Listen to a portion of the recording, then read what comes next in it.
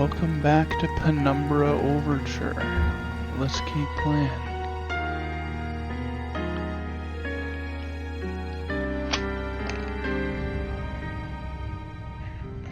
Okay, what was I doing? I need to go find a fuse.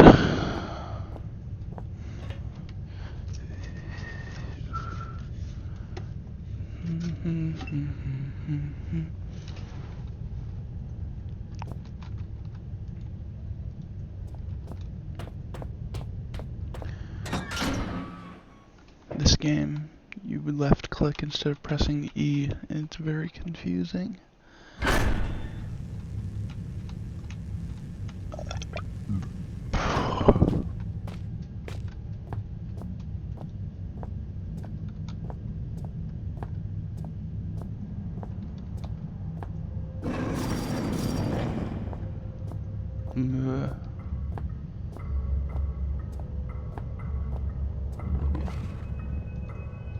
Probably prevented access to the mine proper out of working hours. Something like that won't open without power.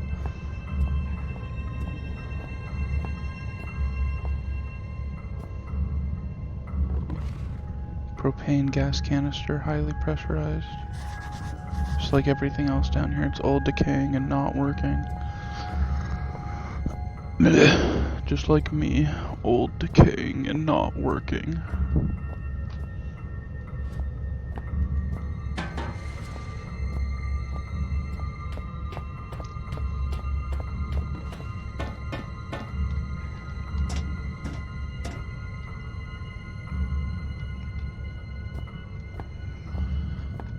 Let's see. Ooh. How useful. A broom. Maybe I can clean this place up once I get the lights back on. Emergency procedures. In the event of an emergency, all mine workers are asked to follow the standard emergency procedure detailed in the leaflet provided. Rescue services will already be on their way, so under no circumstances should employees attempt to aid colleagues themselves or contact the emergency services. The code sheet provided for use in the extremely unlikely event that you are trapped in the mine with no way in which to signal or otherwise contact emergency crews. In this scenario, you should ensure the stability of surrounding environment by gently tapping and feeling the rock.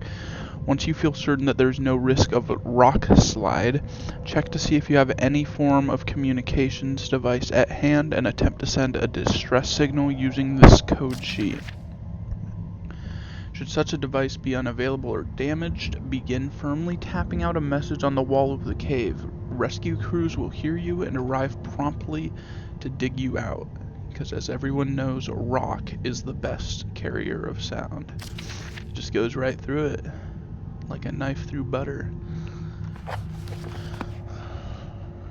Alright, let's see.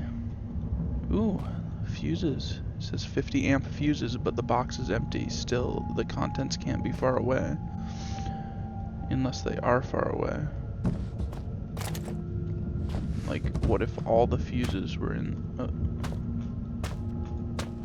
There's a fuse. How to reach it. Knock it down with this broom.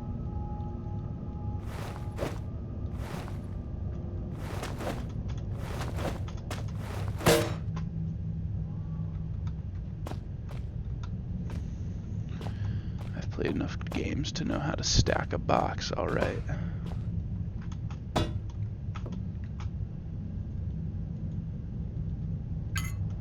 Bam, there we go.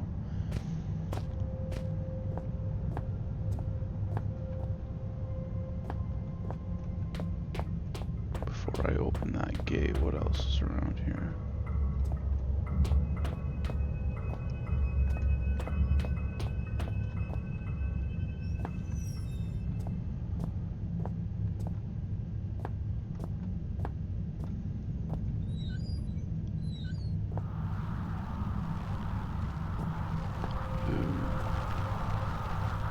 Static is pretty spooky. 12th January 1972. Or maybe 1872. It's probably 1972. Boys, I'd come have a word with you myself, but I've got more important things to do than piss about making sure you're all doing your jobs properly. Now, I know there's a certain amount of camaraderie between you lot, playing pranks and jokes on each other. It comes with the territory, and that's fine, so long as you don't add me to your list. God knows you need something to keep you entertained down here.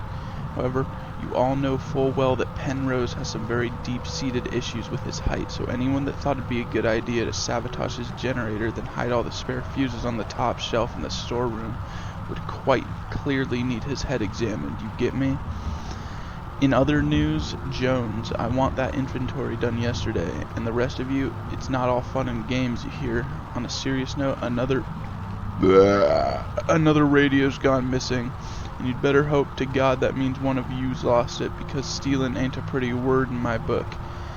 It's the third one this month, which means the amnesty on coming clean is fast coming to a close. Then there will be repercussions, got it? What's strange is you're all supposed to be working in pairs, so nobody should be able to get their hands on a radio without the other spotting it. When I find out who's responsible, I'm gonna find out how they got away with it so long, and then I'm gonna fling them out into the snow and leave them there. They'll just disappear into the night, just like all those radios. Harvard, lead mine foreman. Comms equipment, can't be within signal range. Comm radio.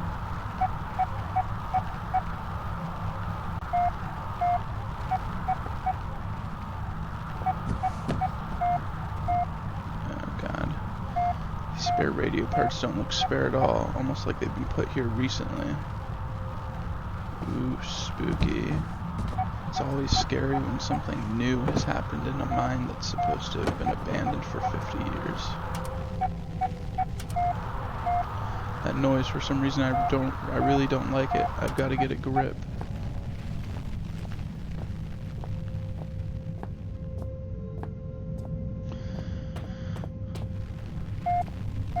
Okay.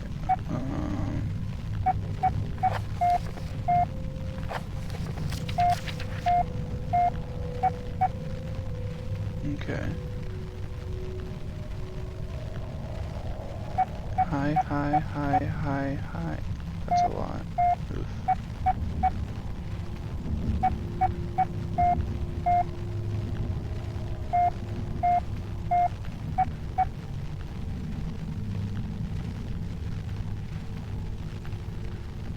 One, 2, 3, 4, 5. 0, 2.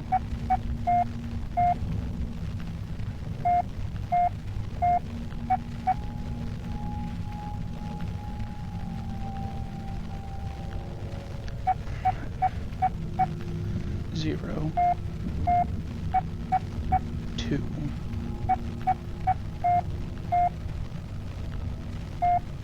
8,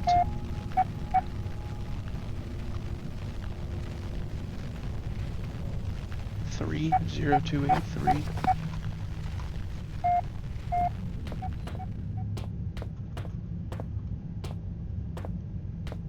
0, 2, 8, 3.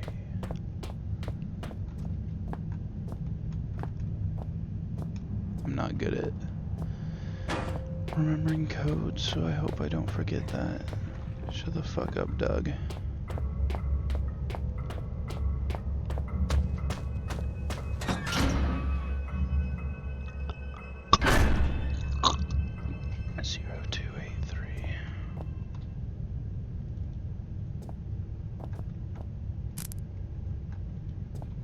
Let's hope this fuse works. Oh wow, look, the lights are on. I stick my oh there it goes. Just grab it with my hand, get spun around.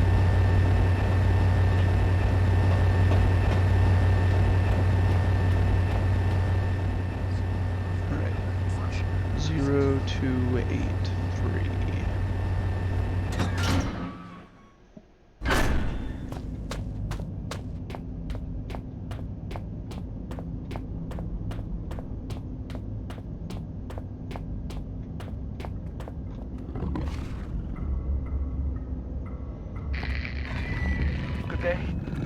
say, can you hear me? Who is this? Who's talking to me? Well, I hope that your ears are working better than your tongue, so that you might use them to listen to my words. You have turned on the light at the end, beginning, and middle of the tunnel, but some things remain shrouded in darkness. My Morrissey message, I hope, has helped, but what you need now is through the wall hole to the right of the fence. Oh, go now. There is no time to explain. Well, in fact, time is one of the few things we have in abundance down here. What surprises are spoiled by such catty curiosity. What the fuck is he talking about? Wall hole?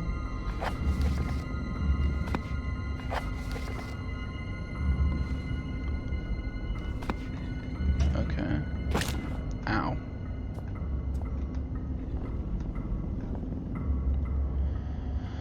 Shit, I forgot. 0827. 082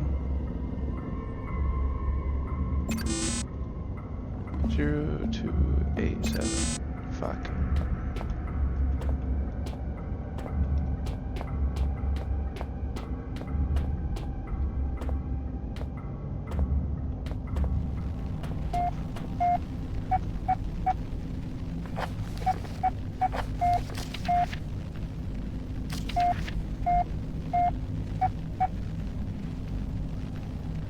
Okay. 5 highs. 0 2 8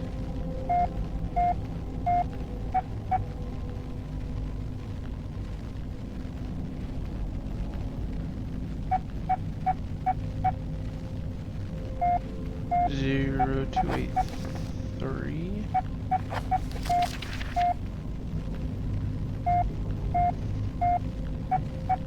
0283.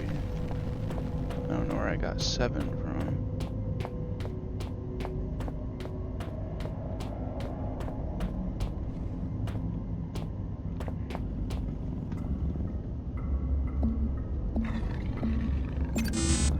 What?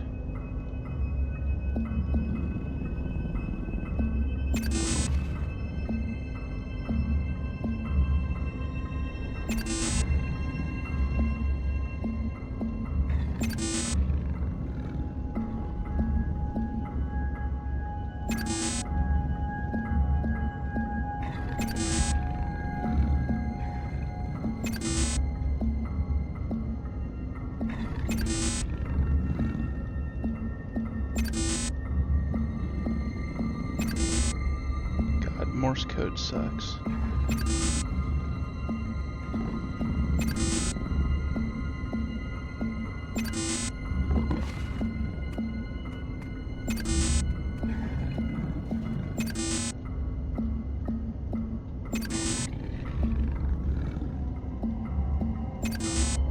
Fucking A. No! How do they expect me to do this when I'm so mentally challenged?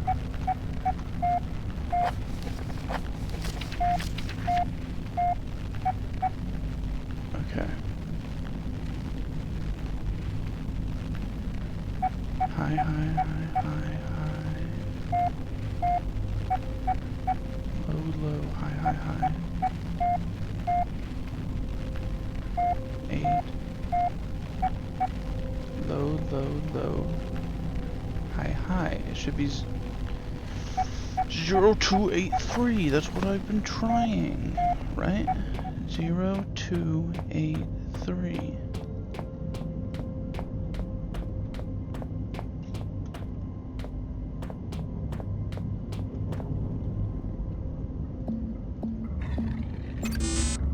What the fuck?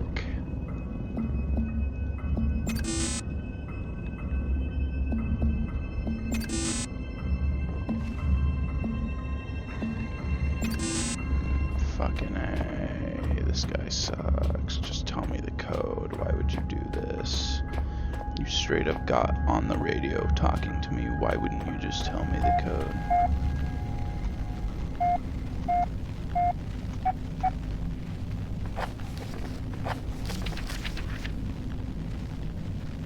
Beep, beep, beep, beep. Beep, beep, beep, beep, beep. Beep, beep, beep, beep. Beep, beep, beep, beep, beep. What am I getting wrong here?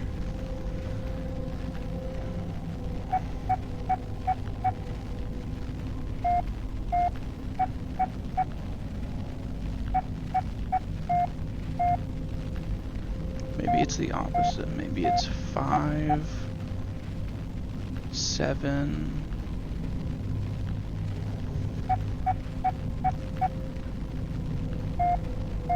No, there aren't opposites.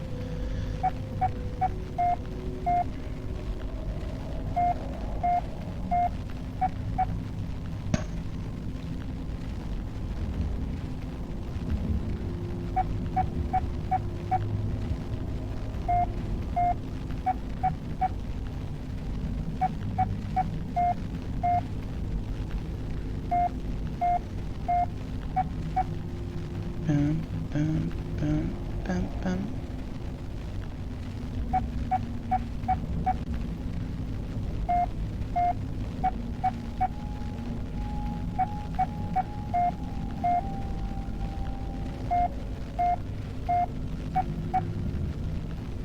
Mac, can you listen to this and tell me the code?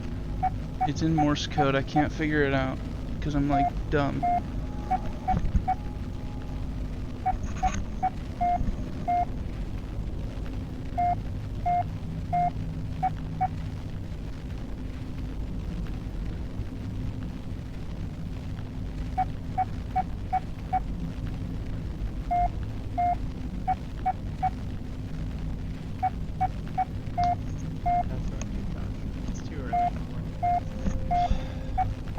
It's obviously 0283, but I've put that into the code thing like 5 times and it doesn't work. It starts after the long pause.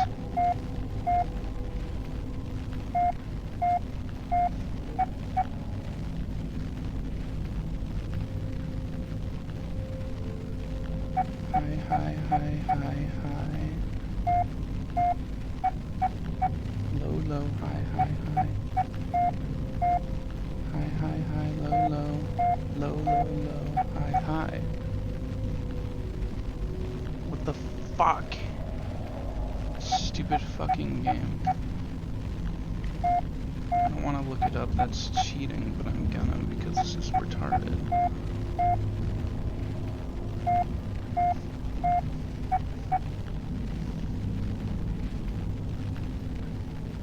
God, my back.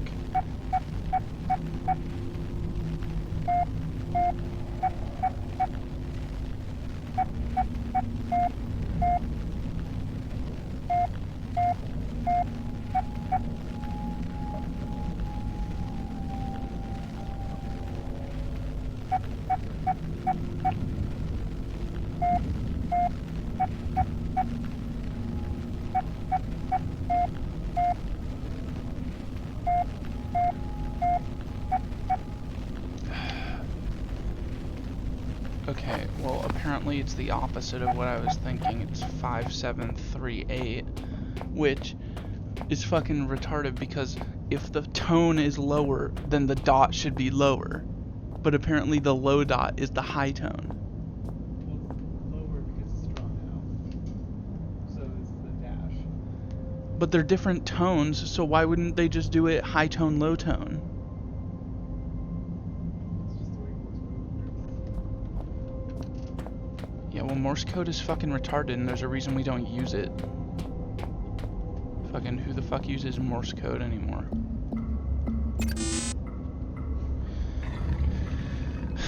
I already forgot it. What was it? 5738.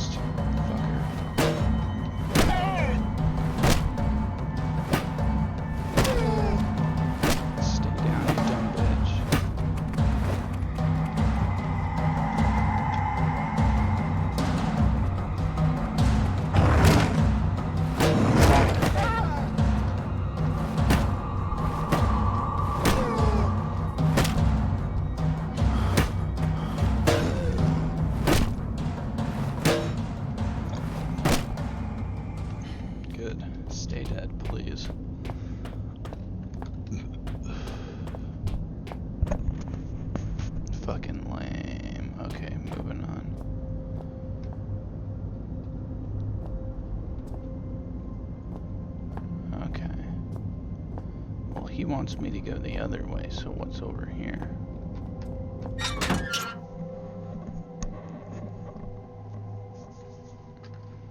Could be something good. I didn't like that noise. My memory is like something with a great many small holes.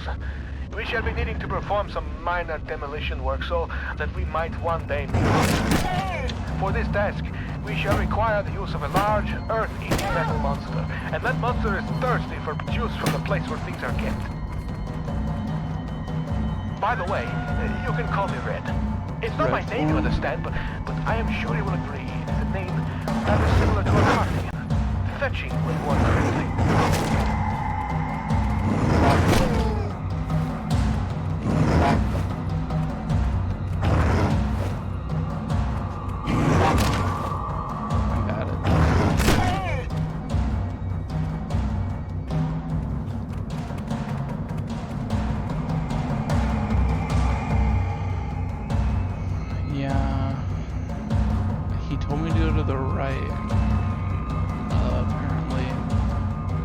The wrong way. Come back, dogs, so I can fucking kill you.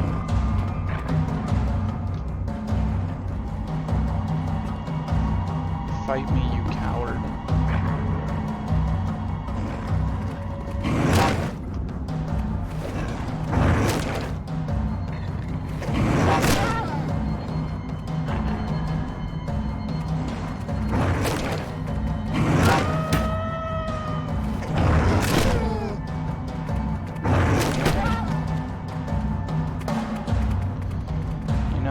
Dogs being a little bad, just grab your hammer, give them a little tap on the snout, they'll start being a lot more responsive.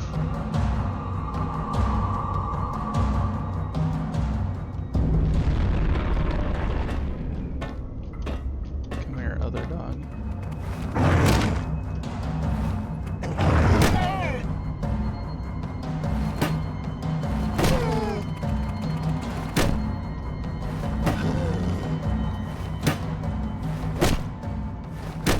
Perfect.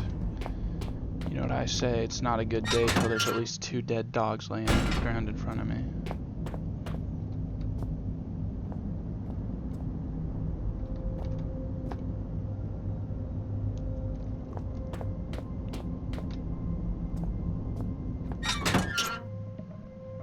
Let's see, what's over here?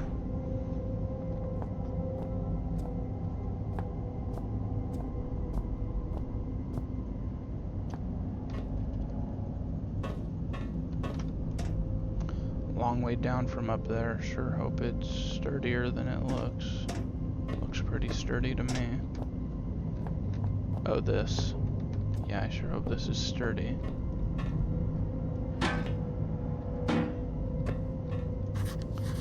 Door's barricaded, but what happened to whoever blocked it from the other side?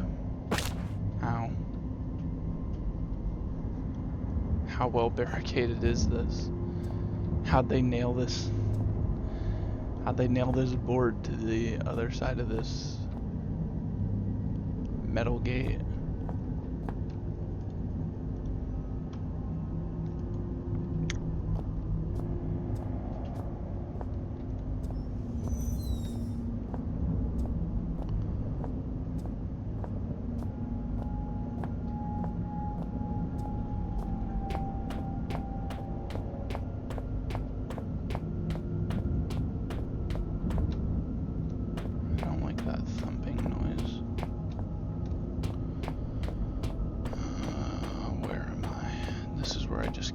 Dogs, their bodies are gone.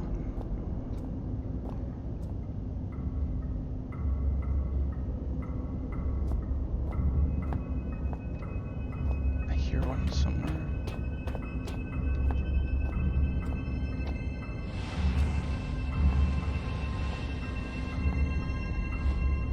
Please go forward, crate.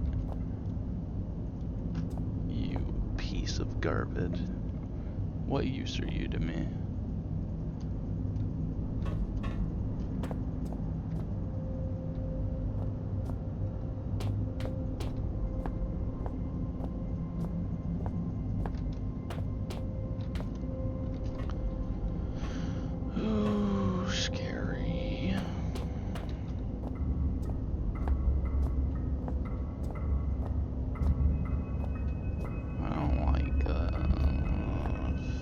Let me...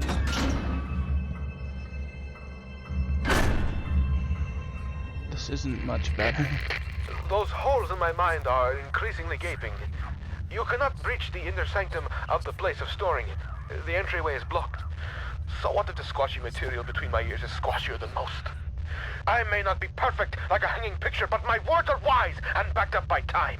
A pox on both your brain cells. Try as I may, you must think that I deceive you with my admittingly cunning ways. As far as my eye has seen, our rocky grave extends, and yet you cast away my hope like you would a puppy freshly rolled in its own feces. I hope that your warped sense of morality is better company than I, because now it is all you have left. Oof, he's getting angry.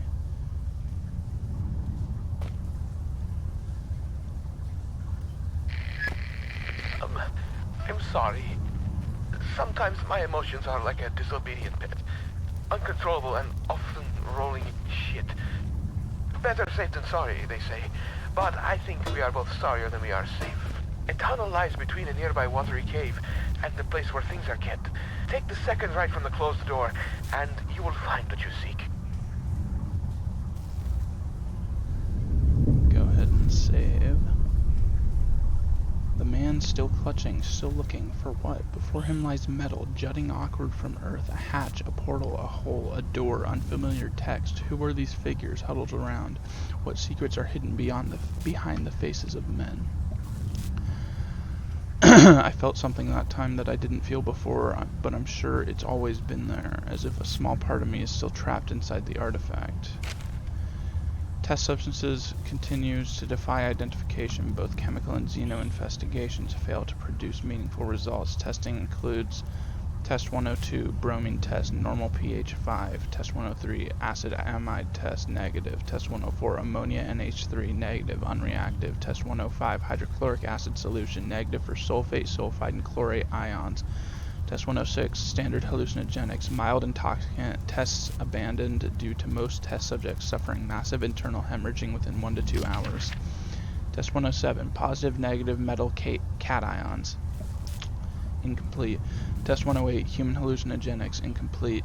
Testing of the gaseous fog has been considerably more successful. It appears to be a harmless blend of sulfur, chlorine, and aromatic amine, which gives it the floating visual effect. Please note that harmless here is used in the xenochemic sense. It is harmless insofar as we have identified it and so can take the necessary safety measures. If directly ingested, it would naturally be lethal. Test 159, potassium dichromate paper, positive for sulfur. Test 161, litmus test, negative for all but chlorine. Test 301, hydrochloric acid solution, positive for aromatic amine. Work continues on the issue of transporting the substance. So far, removing it from its dormant location causes its base state to radically change, producing massive heat to the detriment of 3 workers, one of whom is no longer operational due to his injuries. Following heat dissipation, the substance appears to turn dead, unreactive to every test we have the equipment to run. The prevailing theory is that somehow the disruption of the material causes it to enter hugely accelerated chemical decay. We estimate its half-life to be approximately 0.4 seconds.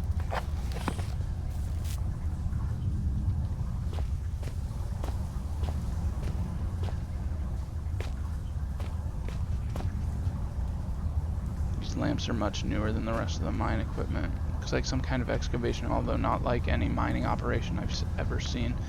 I don't know where that mist is coming from, but I don't fancy getting any closer to find out. So what? Oh, there's a hole. There's a draft coming from that dank-looking hole up there. All the same, it's hardly inviting. In fact, the complete opposite. Okay, well... just go ahead and...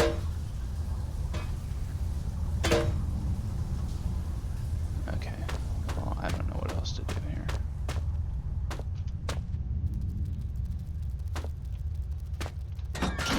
Fun.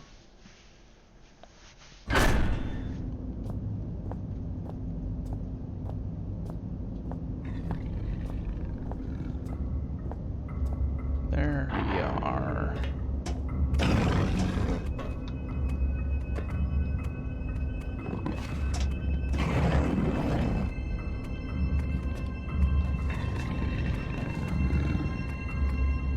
Okay,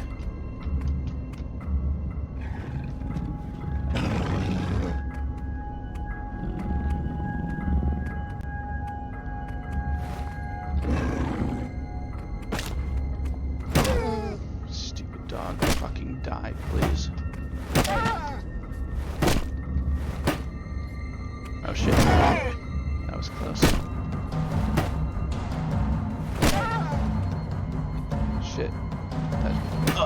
No, no, no, no. Oh god. It's up. It's up.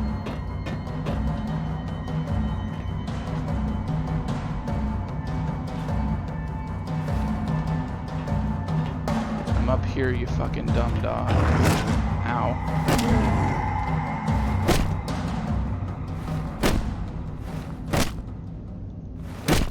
Okay, good. It's dead. You know, who would have thought it would take so many hits with a hammer to kill a dog? I would have thought it'd be like 2 good hits. Maybe another. How hard is a skull? How hard is bone? Hey Mac. How many times do you think you'd have to hit a human skull with a hammer in order to crack it open? Like 1 or 2?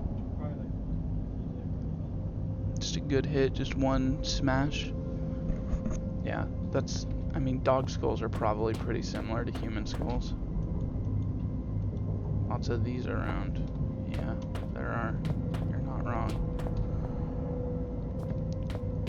Well, there was a map I could look at, right? Figure out where I'm going. He said I can't get to storage for some reason.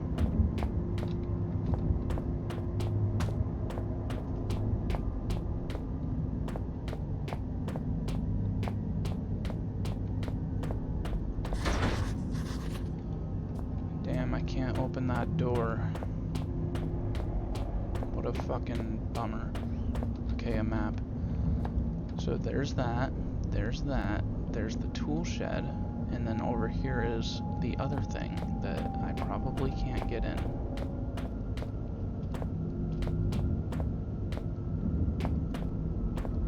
To the tool shed. Let's see what I can get.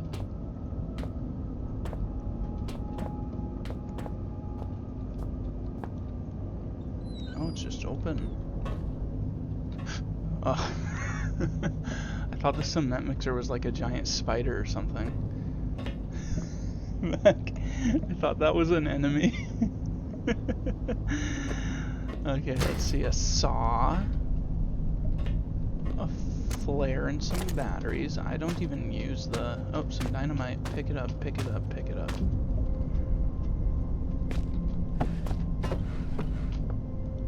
There we go. And a note. Xeno Report 66B Phase 9 Anno 9002 Anno Domini 1992 filed by Chief Attending Xeno Officer for the eyes of the leading installation officer only. Leader, unlike the other findings, 66B appears to be of manufactured rather than natural origin and so warrants additional interest and, need I say, security. The bulk of substance 663 was discovered only 6 yards from where artifact 66B was buried and appears at least in part to consist of a solidified form of 63 with a number of operable appendages. The artifact emits a low level of light from a seemingly inexhaustible energy supply, suggesting its origin is indeed as was suspected. Of course, the ramifications of this fact are clear, and appropriate measures are already being taken. Progress in becoming enlightened as to the purpose of the device, if indeed it serves a purpose in the traditional sense at all, has been slow. Following protocol to the letter, I assigned my secondary officer to the artifact on Phase 7, only for him to go missing the following day. He eventually returned to the site from a previously uncharted area, the mines presumably having discovered a new route avoiding the cave-ins. At this stage, we can only assume what transpired since he remains in a state of disorientation. Far be it from me to question the decisions of the elevated caste, but I am struggling to understand the necessity of conducting standard scientific testing in this case. I, of course, have full faith in the abilities of the research team put together and sent here by my immediate superior. I simply wonder whether their time might be better employed on the main site. Nevertheless, it is comforting to know that the actions of every member of the organization are carefully choreographed and controlled by those far outranking myself, both in stature and wisdom. And with this in mind, I feel fully justified in filing an official request for further manpower. We've already lost a number of workers to unforeseen events, largely while engaging in the studies mentioned earlier, and further investigations of the area calls for volunteers to carry out tasks altogether too hazardous in nature to risk the well-being of more elevated organization members.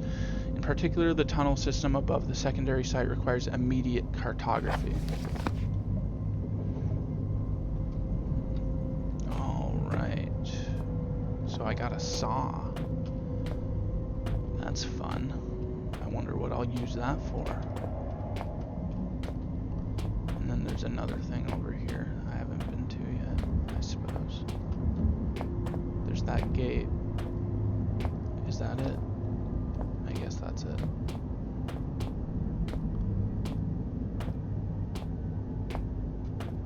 Hopping down the tunnels. Lots of fun. Hippity hoppity. This game is my property.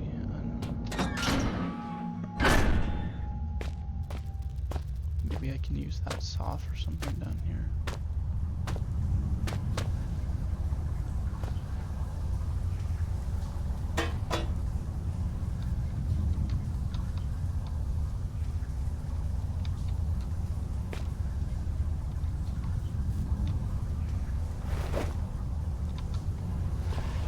Well, oh, that must be the tunnel leading to the storage room. It's pretty high though. Yes, it is. Why don't I just hang that up there and climb it? Big flat plane of rock probably used for loading. Almost looks like some kind of altar. Oh, I can move these.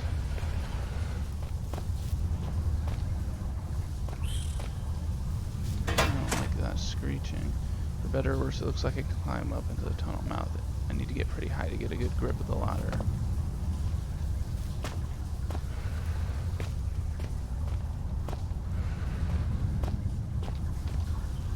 How high?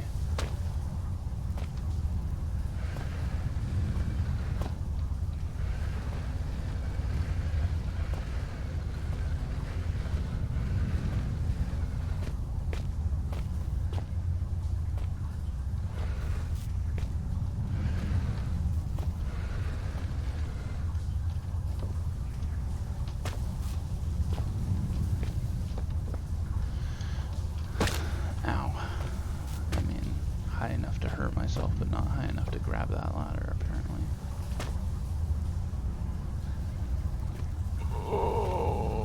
Oh, what if I do this?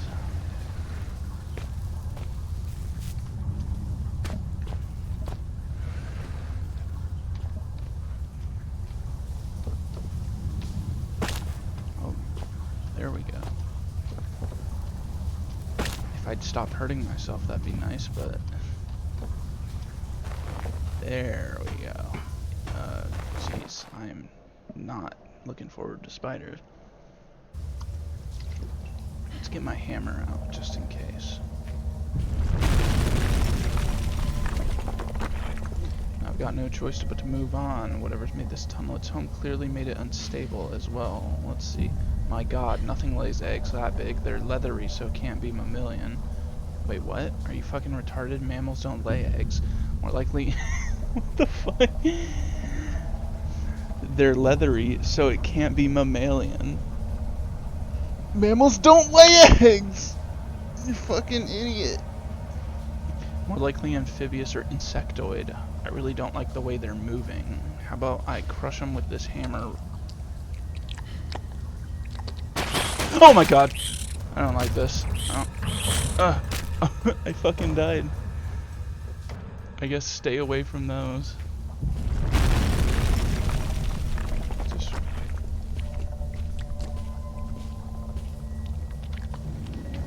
fucking... Yeah.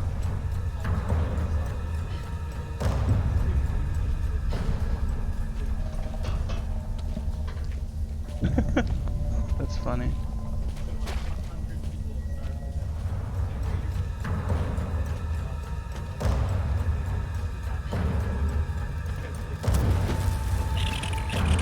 Please die. Oh god, I don't like this game.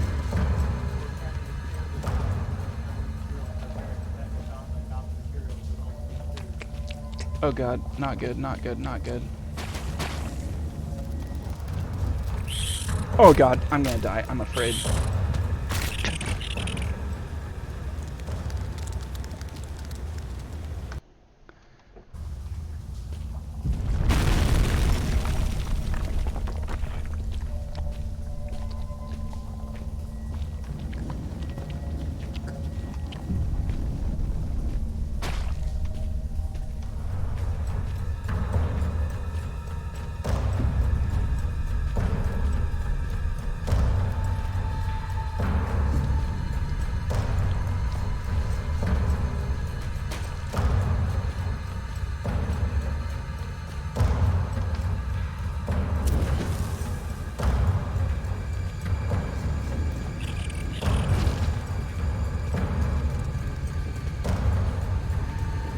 Now you should find yourself in the watery cave of conversation space, with a tunnel above you from times ahead.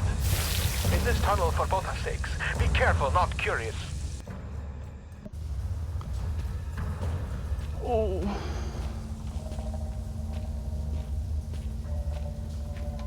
Give me this rock.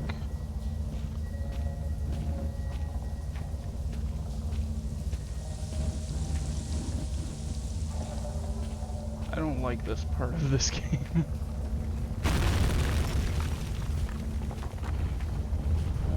Oh jeez.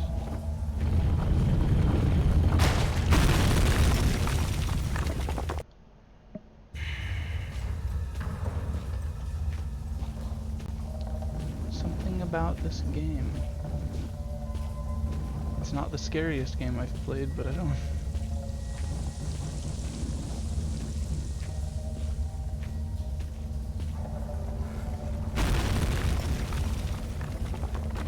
Fuck, what do I do?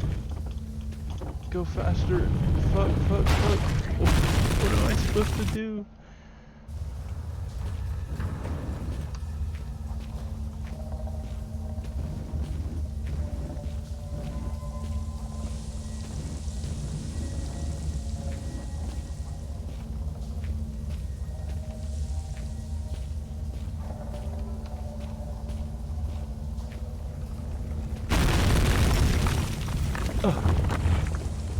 Ha, get fucking juked, stupid boulder.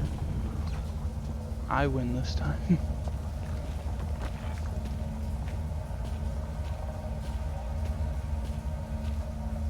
Oh god, those are eggs.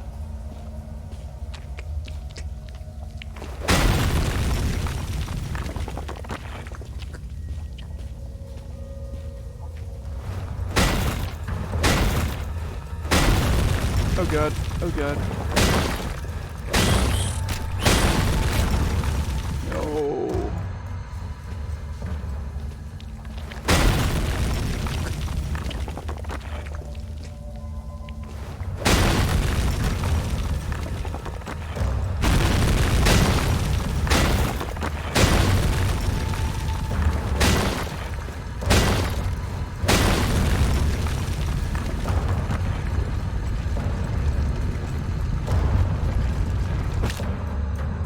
God, this game is stressful. I don't want to die.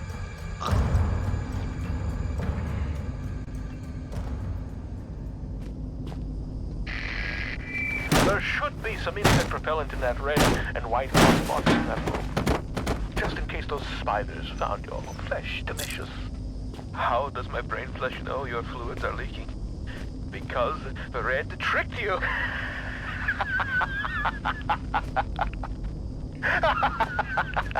The spidery tunnel was far from a necessary evil. More so, it served as a well-deserved punishment. You thought my mind had been lost to the ravages of time, but poetic justice has struck with a sonnet and an eight-legged baptism of fire. With justice now served cold, I hope that we can be good friends. Now reclaim the key and go-go juice, and find a way to the mining monster.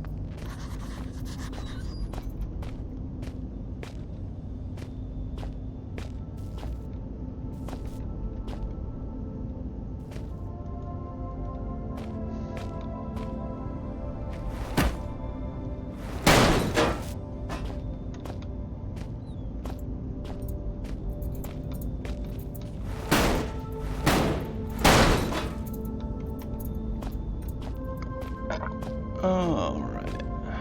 What's in here? A key. According to Reddit, I just need to find a can of gasoline as well. It should be around here somewhere. Soap.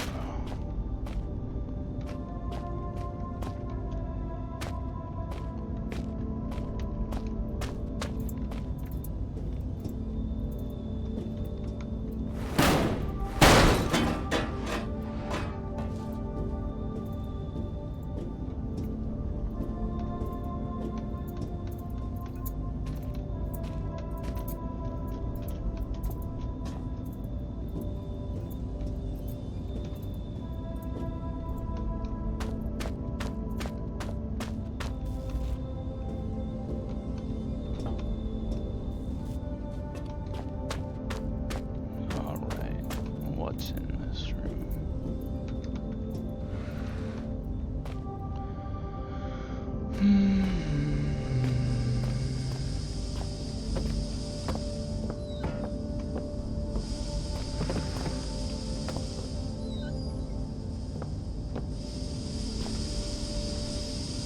I just don't get it. How long could this have been running for? Well, apparently a really, really long time, it seems. If I had to guess, I would guess a long time.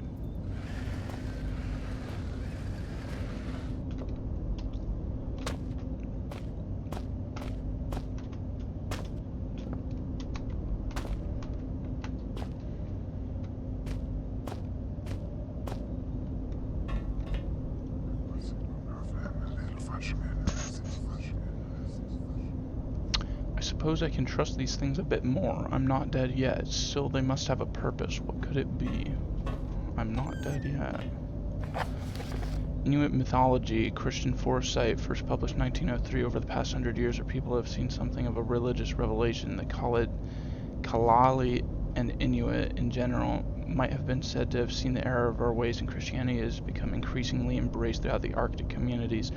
It is the purpose of this paper to explore the true roots of our long-held beliefs and to uncover how they might be justified today in our newfound enlightenment. As such, this essay will be the first I have written in English as opposed to our native Kalalic. Animate. It is no coincidence that the word animac, is that an M or is it an RN? I can't tell, bears resemblance to the English word angel.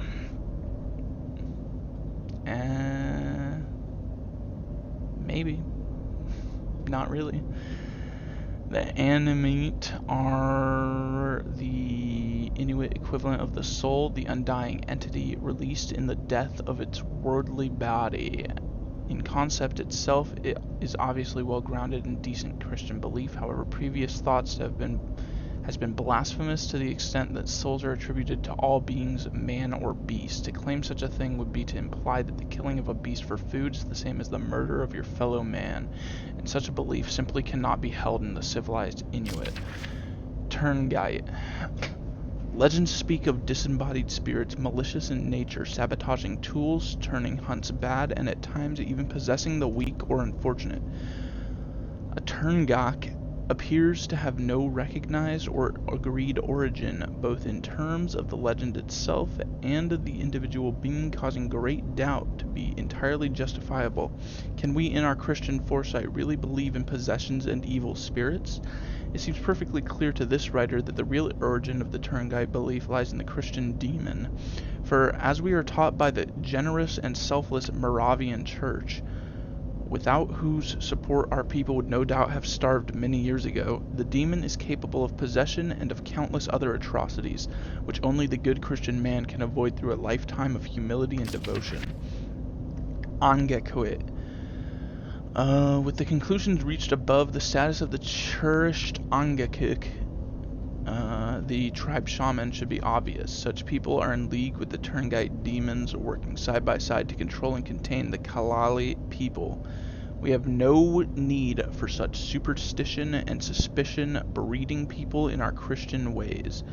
The Protestant priest can perform all of the Angekwit's duties and more beside. God. The final challenge of a work such as this should be to find the nature of the Christian God and to ask why he has not been present for so many years of Inuit belief. Until recently, the Inuit people wrongly attributed the animate, almost godlike status in certain cases, and treated the Turnguy as the devil incarnate. It is no major leap of faith to suggest that such beliefs have been underpinned by a central concern that there has been something missing in Inuit life. That something is indubitably God. I hope that my findings have informed and enlightened the atheistic view that remain in Inuit culture, and ask the Lord Jesus Christ to redeem their souls. Peter Henry Natur. Neat. It's bound to be rusted shut. Wow. Ooh. Rusted shut. Unopenable. Impregnable. Completely unable to be opened in any way, shape, or form.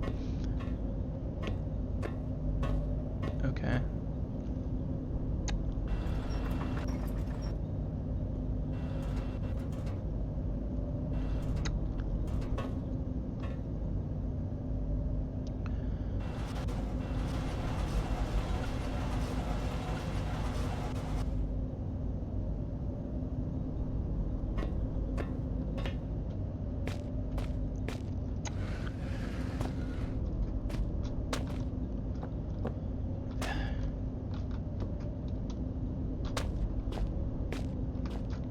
Lower that a little bit.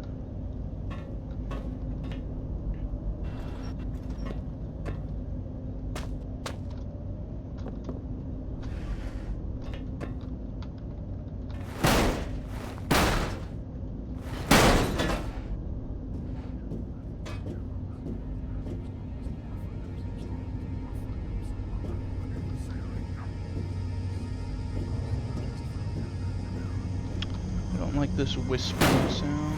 It's not my favorite sound. It makes me not happy. Let's see. Ooh, gasoline. Hooray.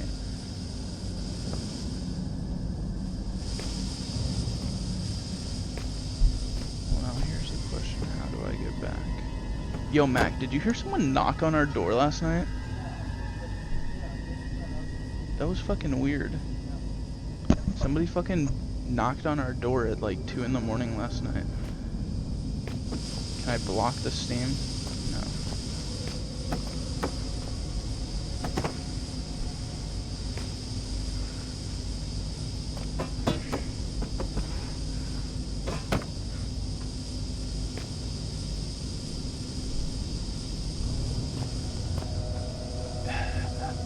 Yeah, there we go. That's good.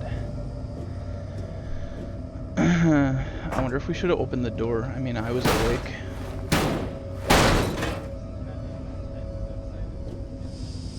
I didn't feel like it, but I thought about it. Okay.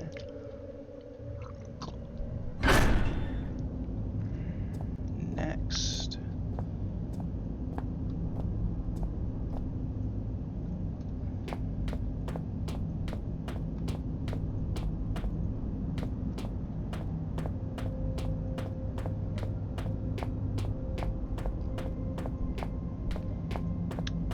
Over here. Does this key open this gate that I found? Oh, obviously not, because it's barred shut with wood. But I found this.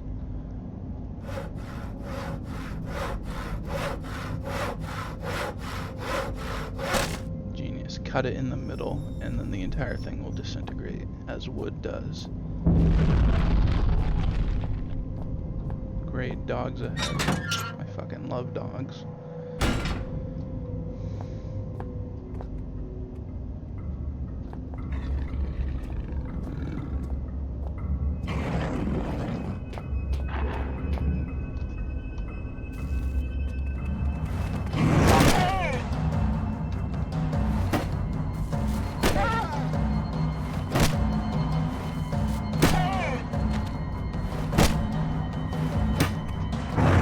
Fuck.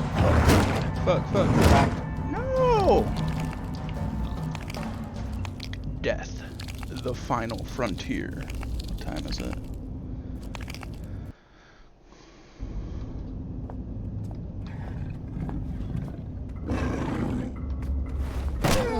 Fucking dumb bitch. Just stay down. What is this, Resident Evil? Fucking zombie dogs and shit? You know what I'm saying? Critically acclaimed Resident Evil, everybody's favorite movie that totally lived up to everyone's standards. Not a single person was disappointed by Resident Evil. And to say otherwise is blasphemy.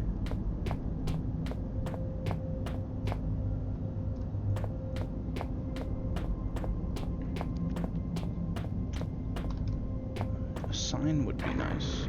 Oh great, another dog.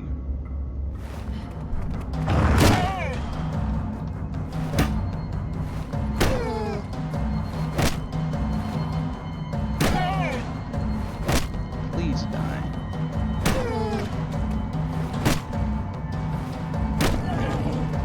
Shit, that scared me. I thought there was another one. I thought I heard another one behind me.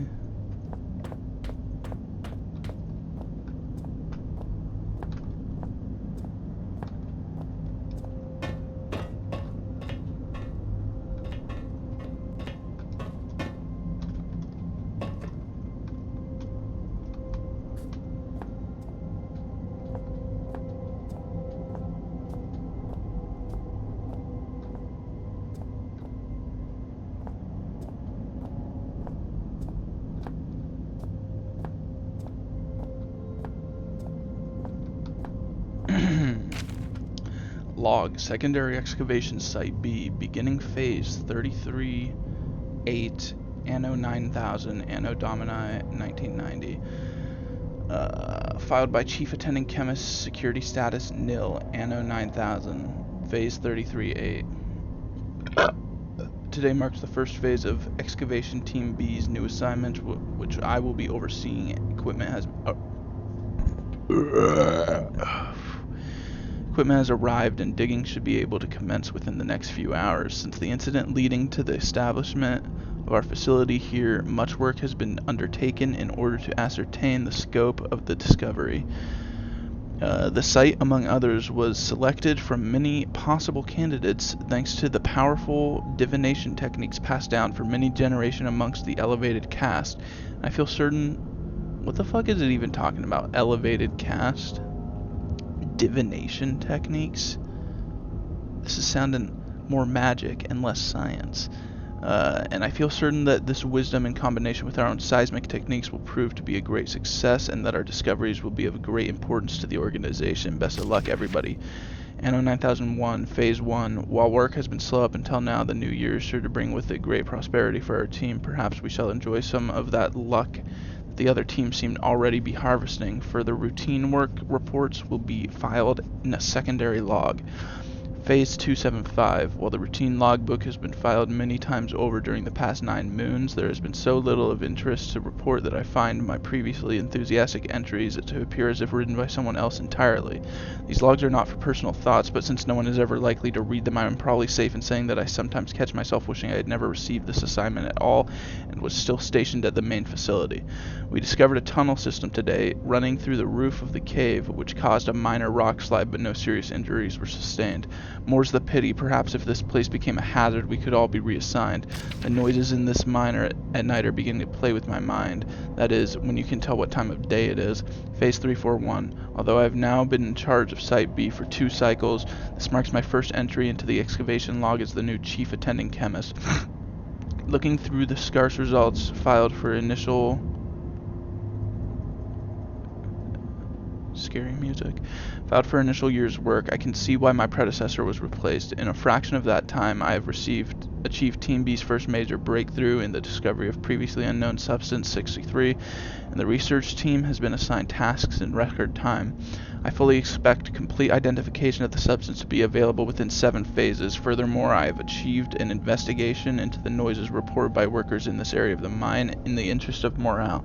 On nights that I spend here, there do appear indeed appear to be strange human-like cries coming from somewhere deep in the rocks, but there's bound to be some explanation. Anno 9002, Phase 6.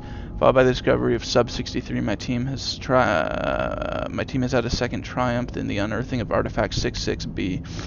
My team and I will, of course, deal with this finding in our usual level of efficiency. Phase 7. The cast has seen fit to bring in a Xeno team in order to further extract the true nature of the artifact. I applaud their foresight in this decision and would only note that if been given the chance, my chemistry team would have performed at least as well in this task. In additional notes, I have completed my analysis of the wailing and chattering sounds reported by those spending large amounts of time in this locale, concluded that they are a symptom of dehydration. Lack of water has caused very mild hallucination, which, combined with quite natural seismic activity, can sound a little like human voices. A thorough medical examination of the afflicted workers has been recommended, but in the interest of continuing work at maximum capacity, I have instead ordered increased water supplies and implemented an obligatory 3-minute water break once every 5 hours. Phase 9. It came to my attention today that the job of mapping the overhead tunnel system in this cave is long overdue, something overlooked from way back during the first stages of the excavation, sadly before my arrival, for otherwise it would already have been completed. The officer in charge of the Xeno team is increasingly becoming an obstacle to my own team's research. He insists on overseeing perfectly routine tasks when, given the defection of his second in command yesterday, I would suggest his time is better spent taking control over his own responsibilities. At heart, however, I believe him to be a thoroughly devoted follower, which is why I am certain that he would leap at the chance to volunteer for the surveying of the tunnel system. I have tried warning him of potential hazards, but he simply will not take no for an answer and asks that I ensure those higher up understand his enthusiasm.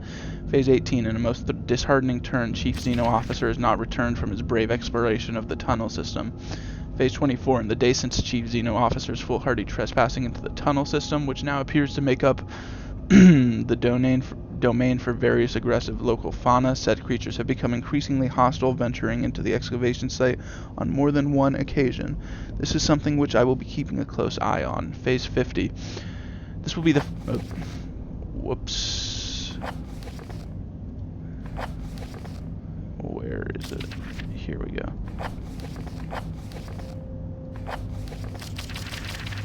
Phase 50. This will be the final entry into the log for Excavation Site B. Events have forced us to curtail our work. We have taken more than one casualty to the organisms living above the cave system, leaving us no choice but to carry what equipment and documentation we can, abandoning all else.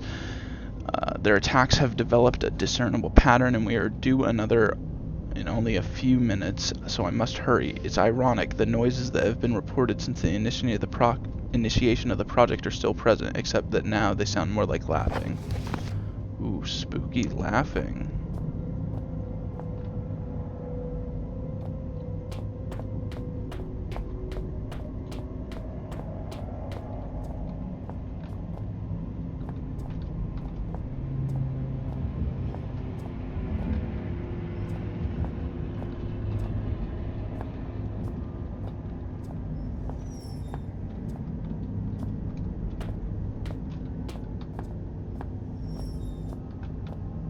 Ooh, dynamite. How efficient of them to keep 2 sticks of dynamite in one cargo crate.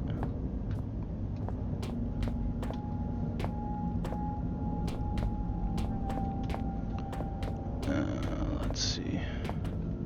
Some dead bodies. I've been here. I don't like these thumping sounds still. Ooh, a map. Perfect. Where am I? Okay. It appears there's nothing in this entire area except the auxiliary shaft. But let's do a quick check on this corner, just in case. Yep, okay. Auxiliary shaft time.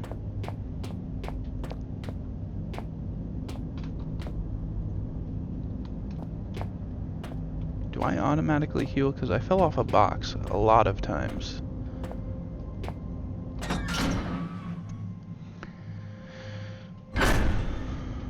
I want to check how long this video has been, but that might mess up the resolution. A power cabinet. Save.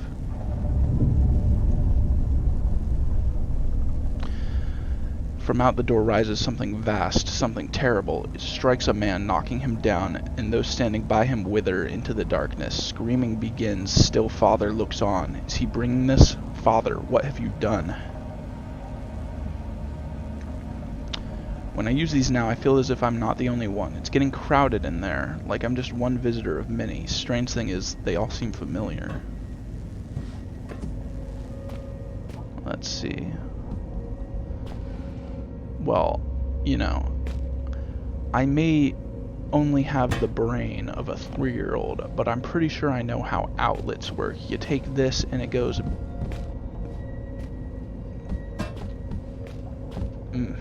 like that, right? Mac, right, Mac? This is how it goes, right? For some reason, it's just not going in.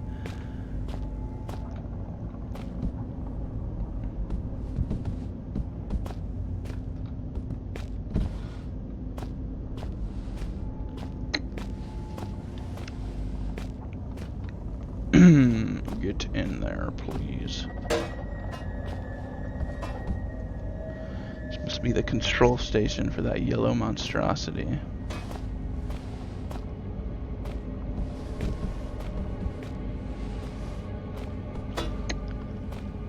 Why am I having so much trouble with this?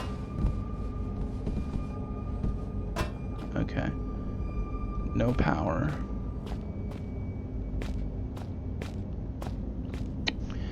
That's quite the machine. It doesn't come any more industrial size than that. Those teeth in the front look pretty sharp. The whole thing just looks mean. Lid on the gas can is rusted shut. I better get it open. Hammer.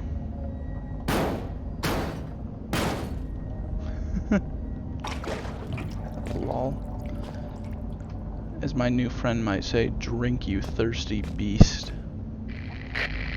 You seek to find the truth behind all this mystery, and think it will set you free. But truth is relative, and relatives cannot be trusted to bring good gifts. What you seek lies in the shafts beyond this collapsing of the sky, and if you look closely, so do I. A century of days has passed since I saw this area last. The diseased ones sought to kill poor Red, but I took them on a wild poultry chase. They ended dead. They came from out the big metal door, but after all my years, I knew the cave's door. Hide and seek turned to seek and hide, and I buried them here beneath the solid rock sky.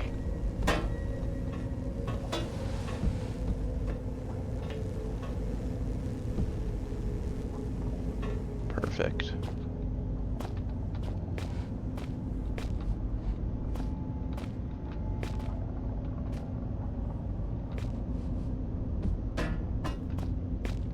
So close. Get in there, little guy.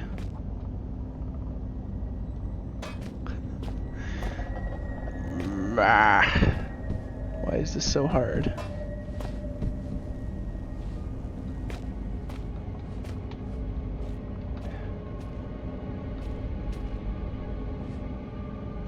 Why won't you just plug in?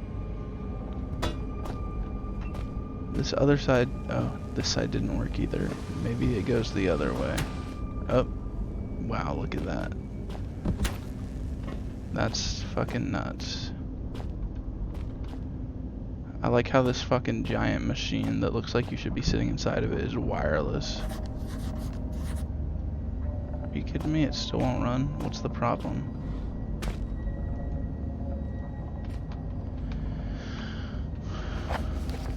Oh, I need to ignite it.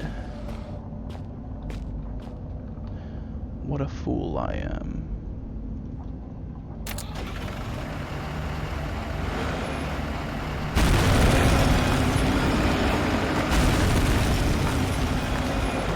There we go. Victory.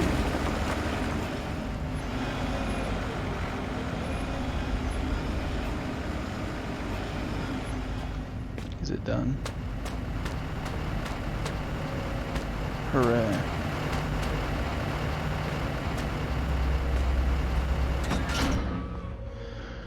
You seemed so strange now to have been guided like a blind man by a faceless stranger whose sanity was clearly waning, disposition unknown. For all I knew, this Red didn't even have the disposition to speak of, just a seething mass of conflicting emotions.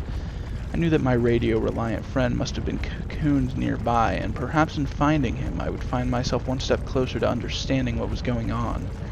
In just a couple of hours I would find what I was looking for, and with it would come answers. I didn't realize at the time, but the answers I found would be for questions I hadn't even asked. Fucking run! Shaking isn't usually good, so get the fuck out of here. Fuck, open the door. Oh my god.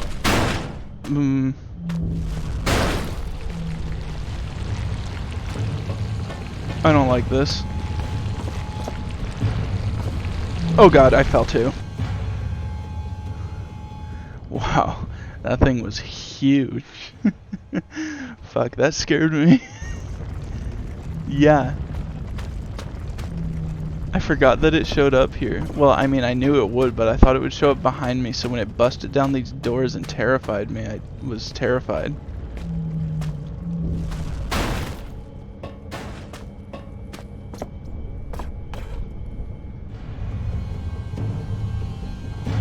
Wow, that thing is gross. It's an Alaskan bullworm.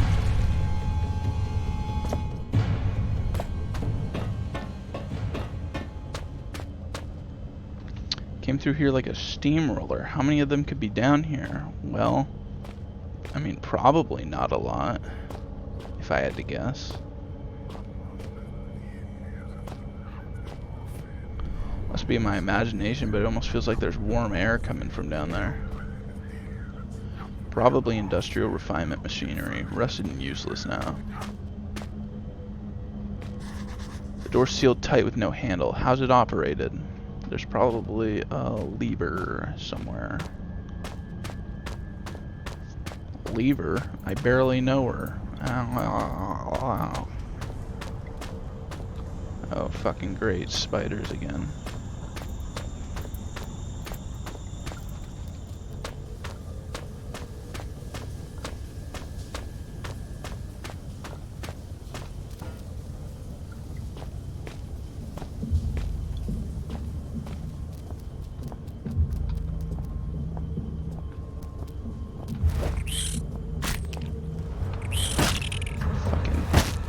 Fuck you, spider.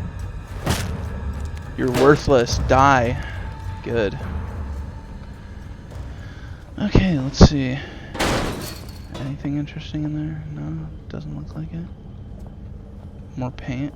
They sure need a lot of paint for this concrete walled building. I mean, this part's green, but the paint isn't even green, it's all white.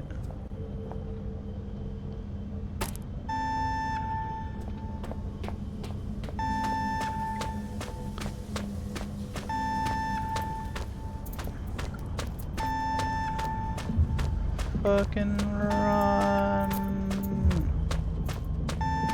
Don't shut that door till I'm through. No, no, no, no, no, no, no, no, no, no. Oh, nice. Made it.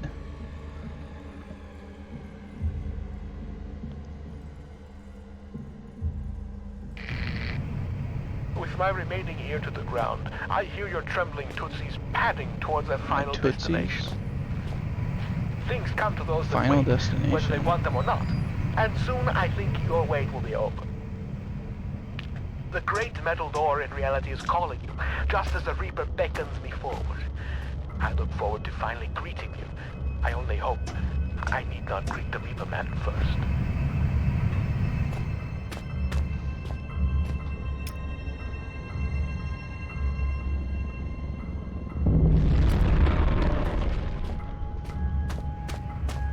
Hold on a sec. I need to think. Did he say where to go? No.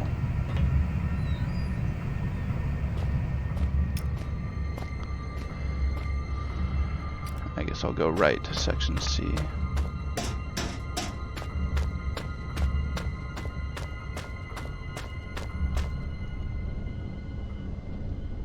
it's open now.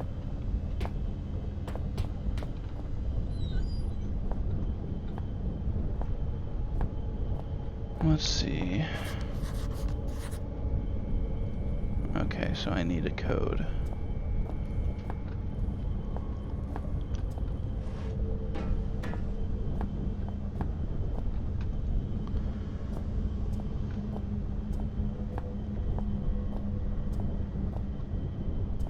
What is this?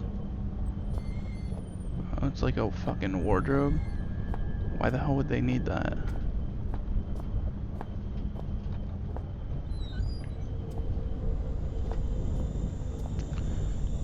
Yay, bolt cutters.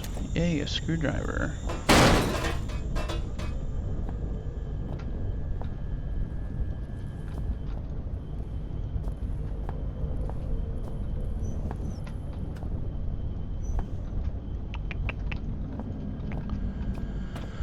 Alright, progress, progress, progress.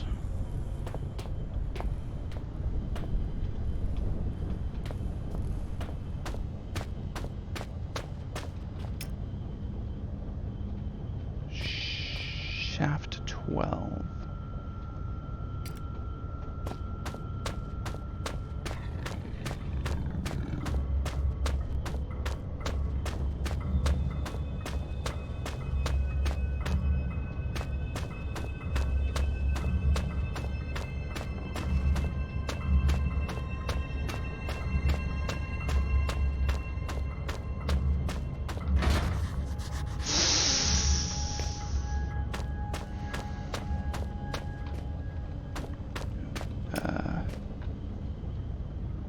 To the refinery.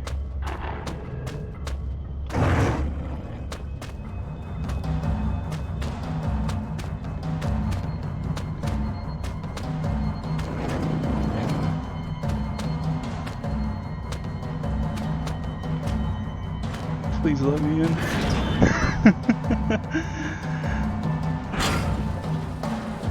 Oh, that looks bad. It almost looks like Doom or something. Okay, what was I doing? There's a thing, there's a thing.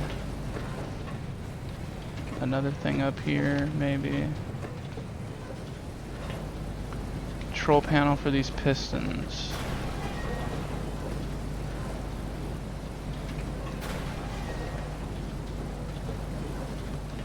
Where's my little finger that's supposed to pop up? I guess just keep pressing these until it's...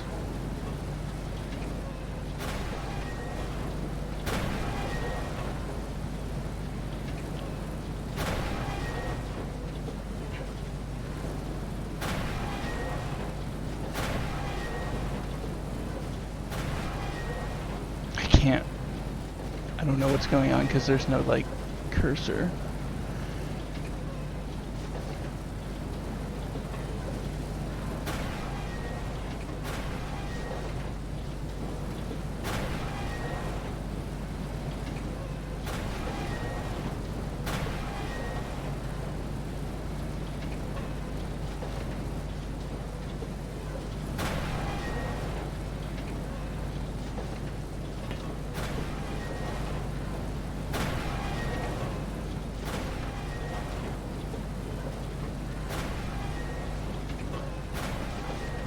Oh.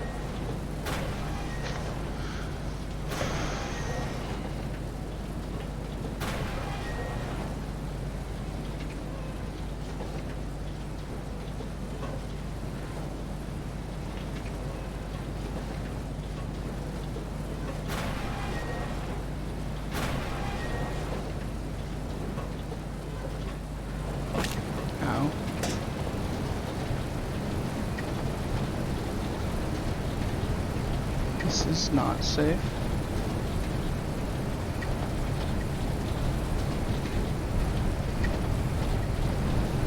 Ah, only the engraving etched in the back of my mind can compare to the sight you must be seeing. Now power has returned. I wish I could be there with you, but circumstances do not allow for such frivolities. Maybe soon there is something you can do about that. But tell me, are there upper belted conveyances now churning in the rock room? I think I know where they lead. It is some kind of heaven or a utopia.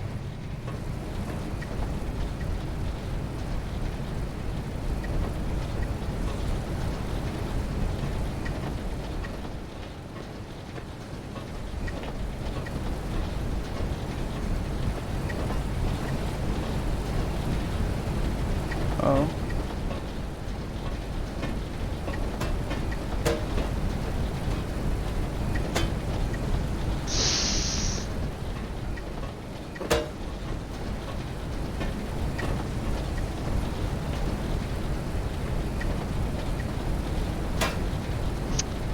I know I can knock that ladder down.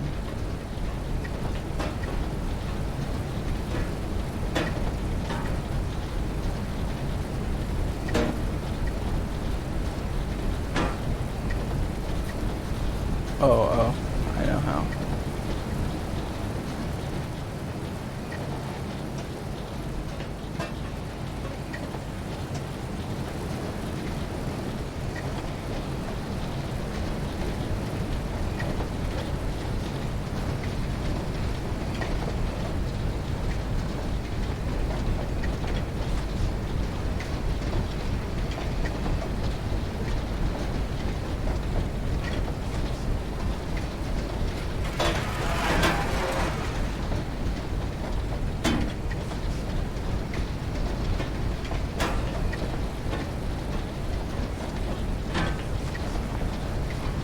Let's see what's up here.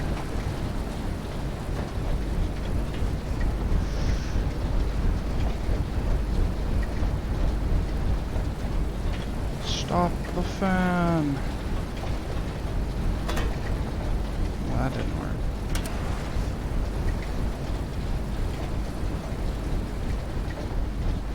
Oh, that opened that up. Ow. I don't know, I guess I'll put this on.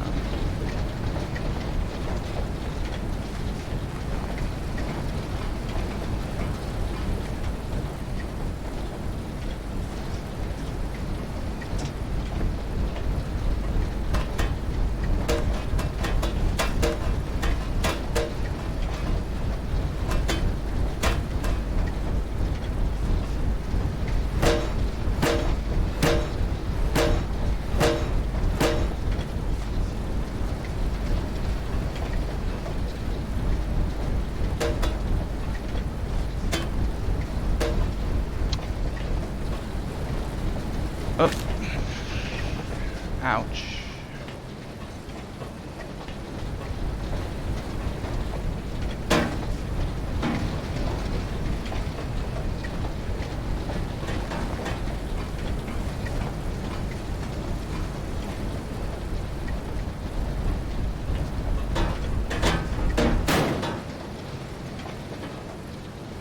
Yay. There we go.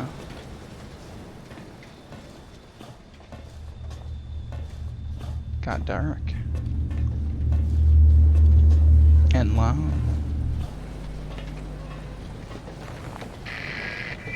We are now such good and lasting friends. I have gifted you with my love.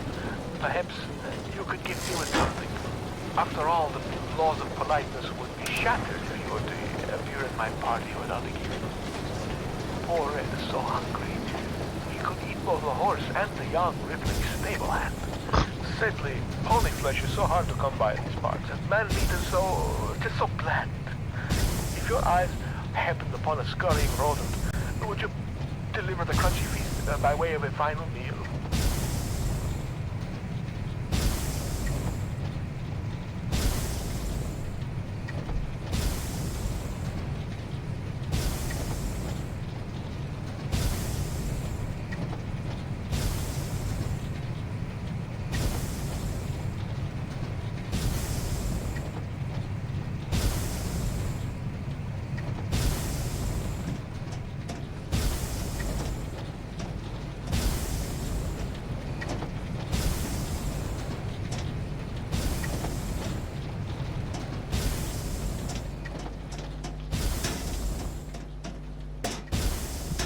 No.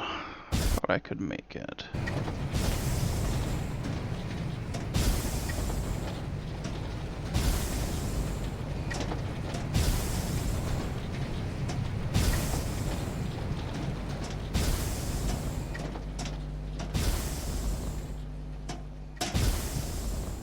No, it's too fast.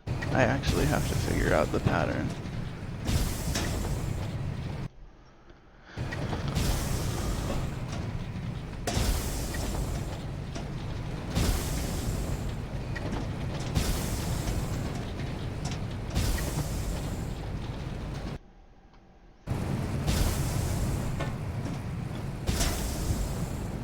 No.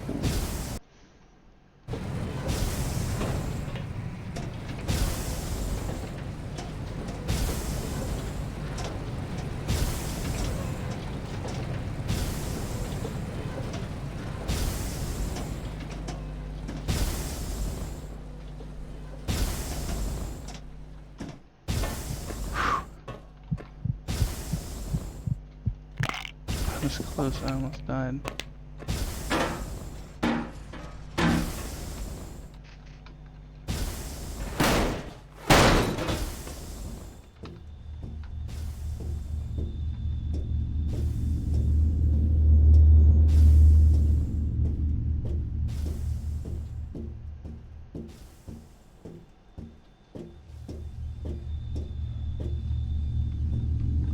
Okay, before I go there, I should find out what was back here.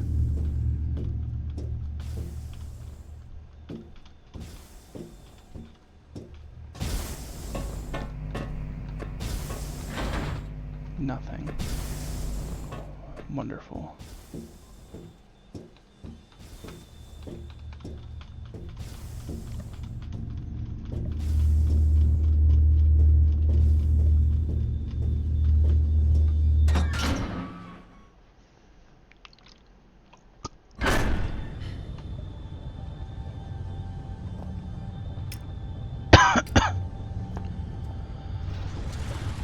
Let's go ahead and move that out of the way.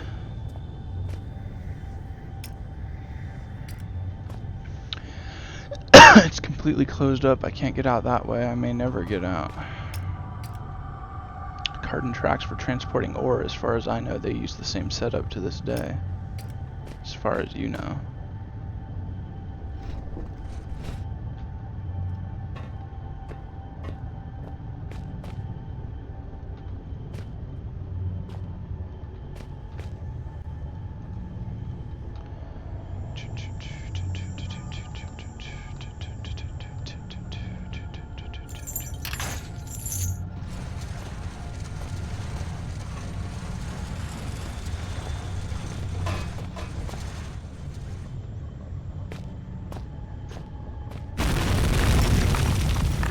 Good thing I didn't decide to hop in there.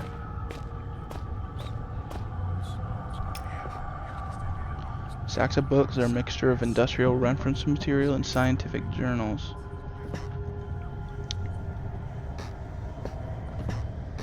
Ooh. Somebody was having fun down here. Slice.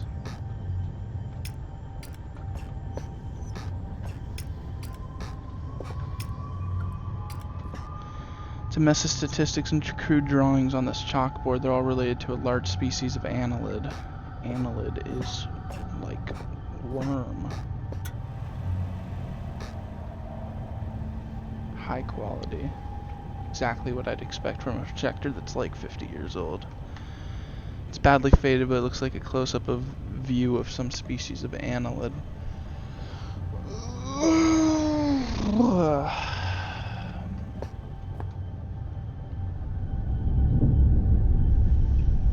Cohort, a man with no name. It is he who opens the gateway to hell. A grin on his face. He is terrible indeed. He watches the men ride, then turns. Still, father looks on, something vital in his hand. There, it's me. I'm inside the box and outside it. I can't get things straight in my head. 60s microscope, functional for research purposes, but we've come a long way since these were common. Found found an old newspaper.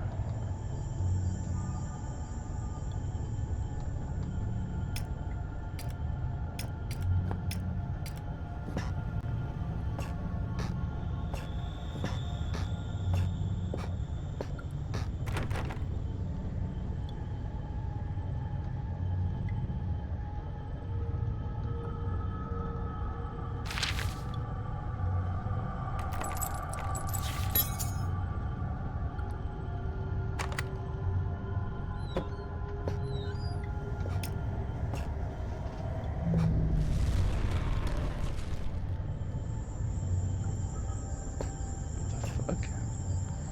So much death and disease down here. I suppose slugs were an inevitability. God, these slugs are like the size of my head. That's fucking grody.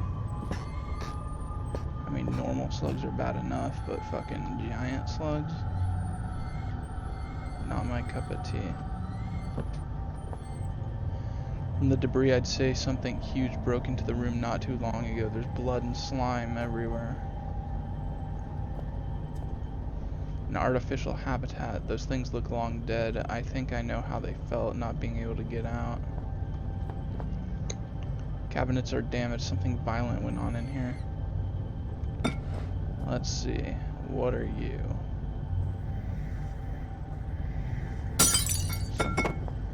Some gross little worm thing. A fetus.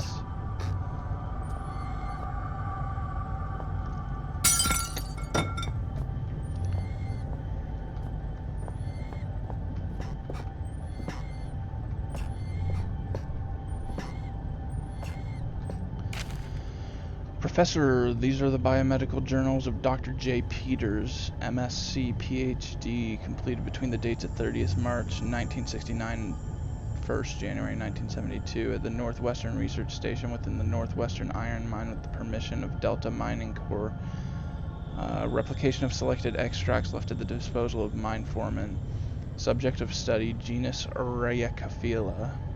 Commonly gray rockworm, aimed to investigate the abnormal presence of the caddis in the Greenland rock. Method, collection of samples, if indeed they can be identified correctly. Standing series of testing, observation, and dissection. Personal notes. Upon arrival at the mining facility, I was immediately stunned by the sheer volume of fauna that finds a way of life down here despite the conditions in general. One of the would assume the species whose natural habitat is past a certain depth would find the intrusion of human activity too great a threat to remain in place. However, almost the exact opposite seems to be the case in this instance. It's curious that certain areas of the mine appear to be entirely without life of any kind, yet other, deeper areas are teeming and, were the situation permitting, I would embrace the opportunity to commit further time to the study of these organisms. However, the purpose of my stay here shall continue to be the genus Rheacophila. Finally, some writing paper. Look at me, just using up the pages to scrawl down whatever comes into my head. Ha, what is this stuff anyway? Some kind of research paper? No matter, it's paper all the same. I can finally record what's been happening down here for, I suppose, about a year now. Must be near the end of 2001 by now. I wonder when Christmas was. No matter. Oh, this guy missed 9/11. No matter, too tired to write now. We'll rest a little first. Professor. Samples collected. The collection process has been far easier than I anticipated. The setup of the artificial environment for the rockworm went without a hitch, and the specimens themselves are so abundant as to make keeping them out far more challenging than containing them. They are all of healthy size, perhaps even beyond recorded size, and I can only assume this is due to some lack of natural predators down here. Specimens are as follows: 3 adults in artificial habitat, 2 larval infants dead. Me, I've been down here for 2 days now, was meaning to record events every day, but was too busy securing the area. I've used some supplies from the old mining system to wall myself in down here. Seems as safe a place as any, so those things should at least stay put for a little while. To that end, it seems I've had a pretty lucky stumbling here. All this old research is about something similar to what's been hunting me ever since I escaped that shelter 4 days ago. Don't get me wrong, after what they did to me back there, I'd rather be facing anything else, and after almost a year of fighting for our lives, we didn't really have a chance and stand a chance anyway. I don't know how many are left inside. But this is good. These notes might have some way to fight the things, the rock worms that followed me here. I don't know how they knew I was coming, or how they managed to follow me in the dark, but maybe I can work that out now. I found some old newspaper clippings. I guess they're referring to this mine. I had no idea it was so old, so big. I can see now why they built that facility here in the first place. A lot of history buried down here. It worries me, though. We'd been resting all our hopes of rescue on one of the scientists who escaped right near the start of it all. I got a text. You'd better splice those videos. Who's that from, Colton? It is, and I kind of don't want to. That'd be extremely... I don't know how to do that.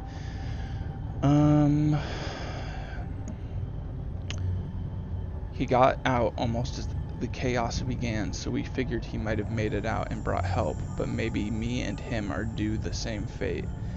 I must record what's been going on, give the world the answers it needs so it doesn't fall prey to what's been released down here. But first I need to worry about myself, find a way out of here, and work out how to kill these worm things. Professor, observations. The creatures are indeed larger than has been previously recorded. The juveniles seem still to be growing far beyond their natural limits, although the adults have now expired. I will watch with interest to see what the lifespan is of this particular subspecies. The worms appear to have three senses, or would be as have three senses as would be validated by previous research: taste, smell, and an extremely sensitive sense of touch, which allows them to detect vibrations in the rock in the same way that human eye senses beams of light and processes them into spatial images. Their natural prey is insects smaller than themselves, and heaven help those insects, because the worm is a vicious and efficient killer. Me, he's wrong. They have no sense of smell. Today I attempted to distract them with a concoction I found lying around, but to no avail. However, it does seem that they detect movement via vibrations, which would explain how they can see in the dark. Damn, there's almost no way to escape them down here. I'm on their territory now. Lifespan is 3 days and counting. I can still hear them outside the wall. As an extra precaution, I've locked myself in the smaller study area connected to the main lab room. If they get through that wall, I doubt this door will stop them, but it's better than nothing, barely. Professor, conclusions. The subspecies of genus Rhyocophila is highly adapted for its environment. If released above the surface, it seems likely that it would quickly destroy the existing rockworm population, and soon after that, the population would grow to a size outstripping its own food supplies. Given its increase in size and lifespan already, due to unknown conditions, I would hypothesize that the worm, if left in such conditions for a reasonable period of time, perhaps 3,000 to 4,000 years, could grow up to a further 3 inches, making it a total of almost 1 foot long. However, should these conditions change, or indeed magnify, physical evolution could occur far more rapidly. It's the 5th day today, and I swear they've begun to surround my location. I can't tell whether or not they have breached the wall I built, but I'm certain they've entered whatever area surrounds this room. The future looks increasingly bleak. I intend to record here the events of the past year in hope that perhaps what occurred could all be contained or driven away. Now I realize I could write all I wanted. No one will ever make it down here to read it. So why write this now? Good question. I have no answer. All I do know is that I'd rather take my own life than die at the jaws of those hideous monsters. I've tied a noose. Those monsters may feed on my corpse, but they won't take my life. Ooh.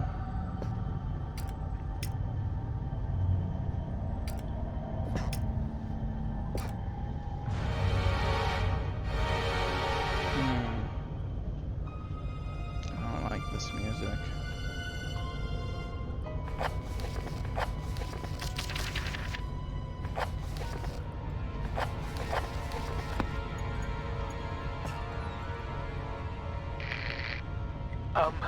While you hunt for those delicate, melt-in-your-mouth mousy morsels, there are places you should not go, for fear of death.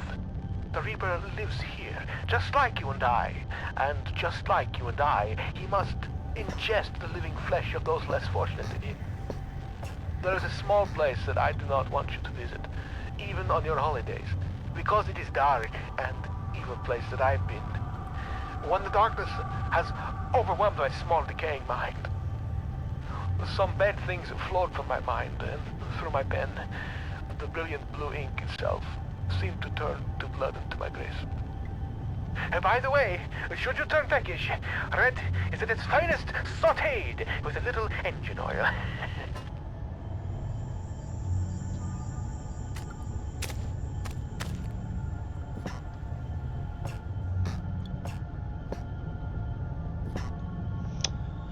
There's writing scrawled everywhere. Must be in an ultraviolet ink. Definitely the product of a deranged mind, but who?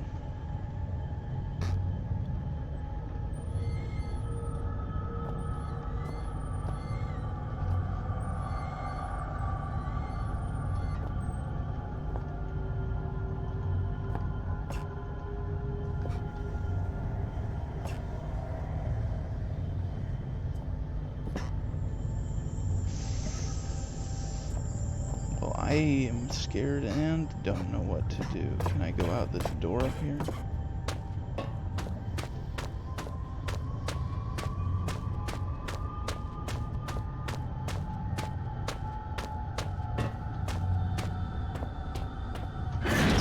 Oh, good, I can.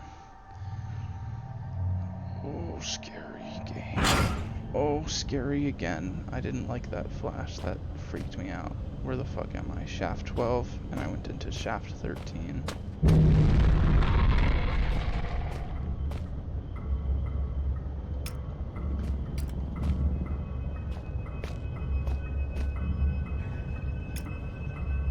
No, I went into the refinery. So out, straight down. I need to go to shaft 13. Far corner, far corner, far corner.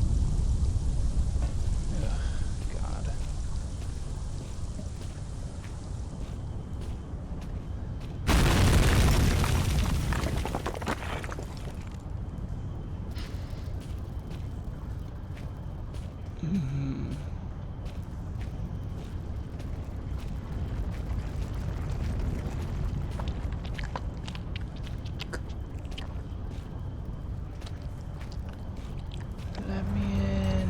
Well, there goes my life. I'm dead. Goodbye, life.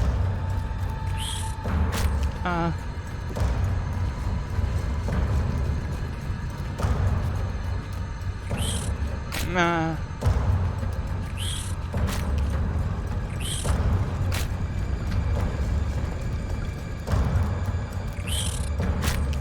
Fuck, stop, stop. You.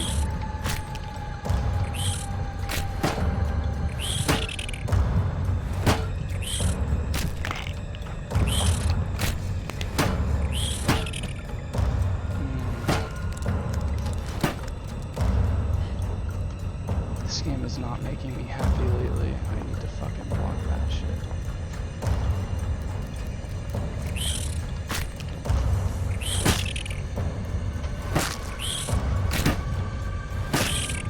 Fuck you, spider.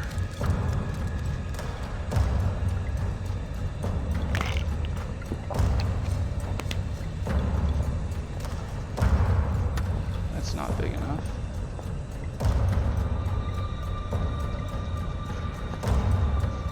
But it won't let me move it.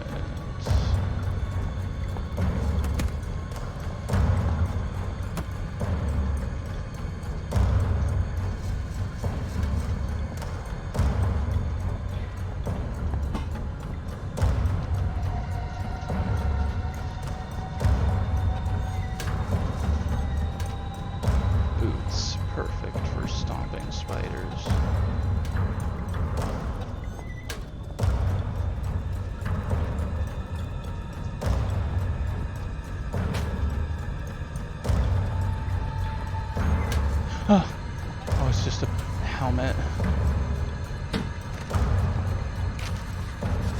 blank note.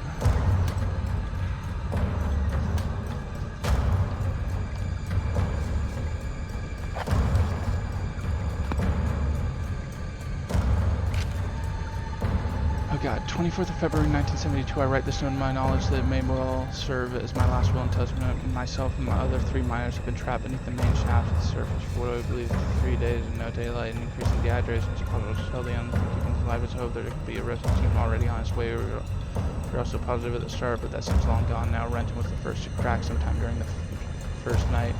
We all just lay there trying to sleep through the sounds of his wailing and sobbing, trying to pretend his problems weren't our own and that he was weak for having given up so soon. The fact was he was dealing with the situation pretty realistically. Chance of survivor gets smaller every hour. Since then he hasn't said much, but the despair that has gripped him seems to have spread through the rest of us like a cancer. We were such fools to ignore the foreman, and he paid for that with his life when he started... Oh god.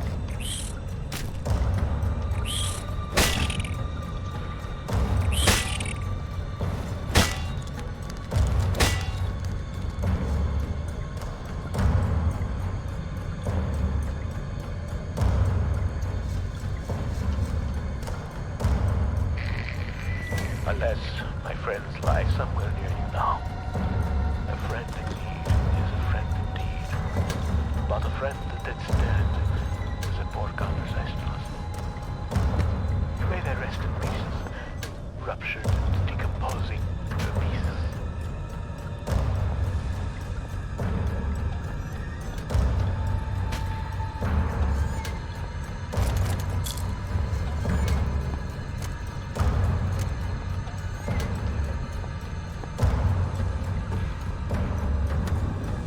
Oh god, let me in.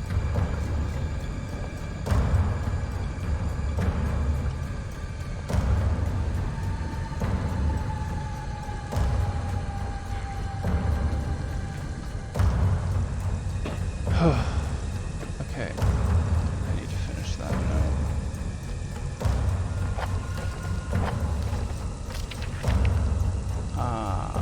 When he started putting security code on the locks on all the doors, we thought he was crazy. There's only us down here. After all, so why should we need codes to access places we're all allowed to go? He gave us all code sheets and made us swear to keep them safe. Mine hasn't left my locker more than once. It's still there. Don't get much safer than that. We asked him who we were keeping them safe from, but he never said. It was a pain in the arse, but it is what it was. I had to trek all the way to that crazy biologist's office in the mining room in the morning just to check the code for Section C, but he obviously knew something about these mines we didn't. Some of the guys just started acting weird, not crazy weird, just not normal. That didn't stop a couple of them from being carted off to the mainland of Europe for psychiatric help. It was no one I knew well until the incident 3 days ago. We were in chemical storage and one of the guys who had seemed pretty straight just started shouting. It wasn't a normal kind of shouting, not any kind of wordsmith, so I just don't know how to describe the noises he was making. We'll just have to stick with not normal anyway. He managed to hurt a couple of guys, damage some equipment before we got him under control. Nothing serious when we released him. He seemed okay, phased, but alright. Didn't really know where he was. Far away look in his eyes. That look, I'll remember that for the rest of my days, even if there aren't many more of them. His pupils weren't dilated. They just seemed to take up more space than it should be possible. Black and horrible. Then he snapped. Oh god.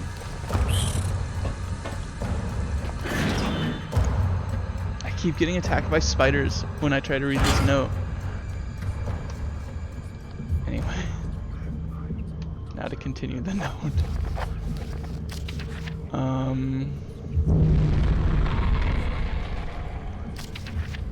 Black and horrible. Then he snapped and grabbed up one of the high-rated explosive packs. We knew what he intended, saw it in those eyes. Those that made a run for it, but the guy was already bearing down on the foreman. He didn't have a chance. There were 5 of us who made it out to the exit shaft. Only 4 survived the explosion. The elevator shaft collapsed on us, and now it's anyone's guess how many are still trapped down here. Last thing I saw was those eyes seemed like they were staring at me, and me alone. Miles Staten. Alright, Miles Staten. Well, it seems to me like he was possessed by a demon. What's my health like? Good? Okay. Now I need to run back to number 12.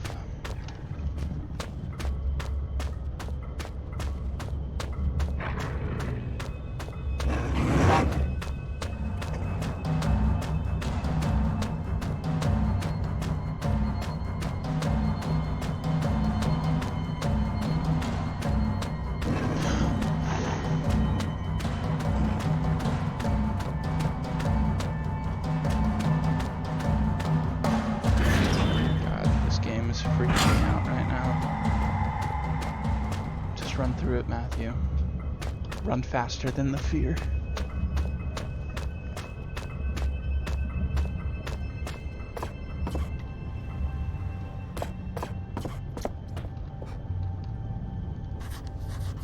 The UV light, there's some text showing up on the blank piece of paper. Storage password 1371. 1371. 1371. 1371. 1371.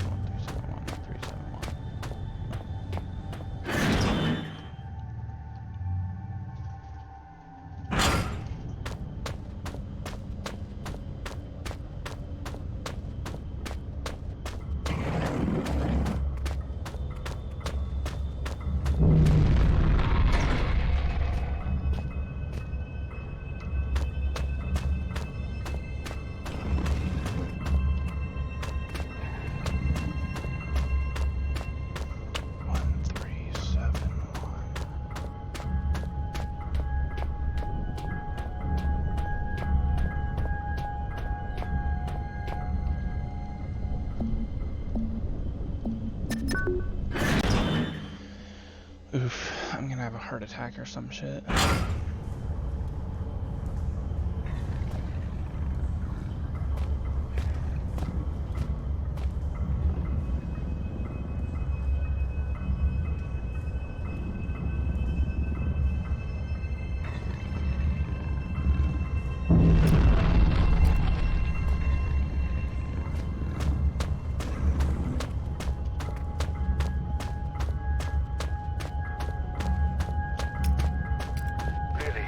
The hunger is becoming rather uncomfortable here. How far away are you? You cannot be far. I am held captive by a wall of stone in the northeast of the mine. As in any drama, there are many roles to be played. You must act the scientist in mixing potions, act the renegade in plots of destruction. On your travels for the tools with which you will fashion my rescue, you may discover the place of my last meal. Be careful. The shiny, solid floor of water is not as solid as it seems. Poor Red was almost swallowed whole. The two foolsy men who plummeted into my domain have long since departed, though not I expect from whence they came. I ate ravenously of biped meat that day, but Red promises feasting only began when the man became pungent, when the stench of life had gone, and only the sweet aroma of decay remained.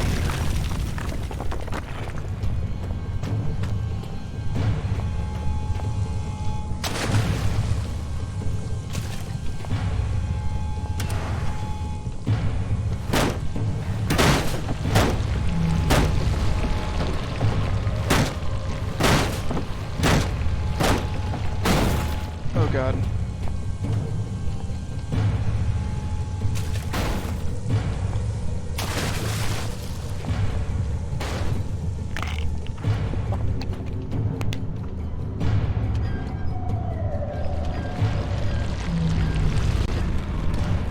No, I died.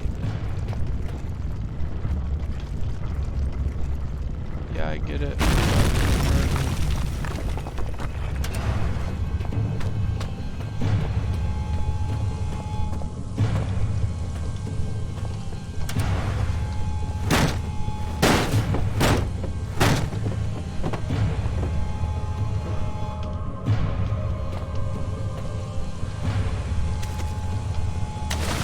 Oh god, not good.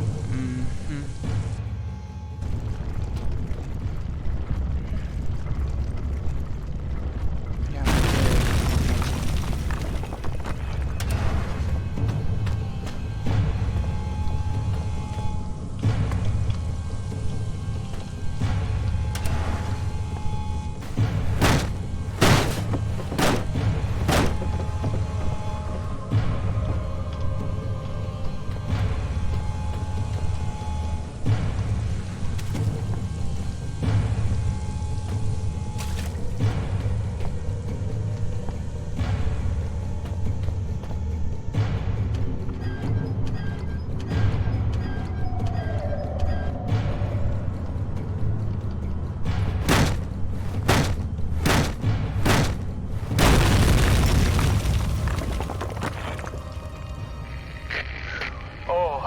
My brain can barely imagine the feats of action man like heroics you must be performing to save old Red.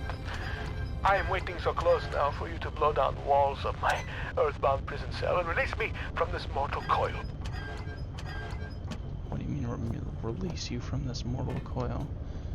You're gonna make me kill you?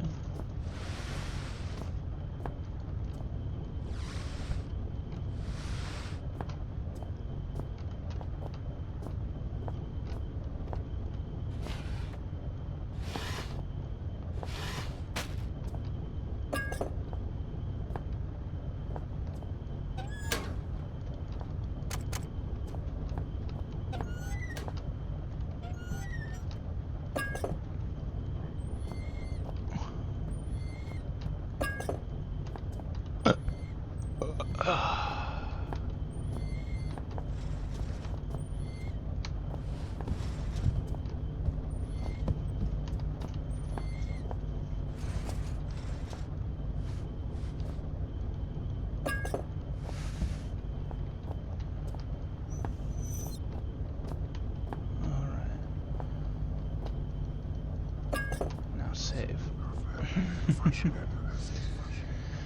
Oof. It's like there's a carbon copy of me inside the artifact, except that there's more than one and they're not very good copies.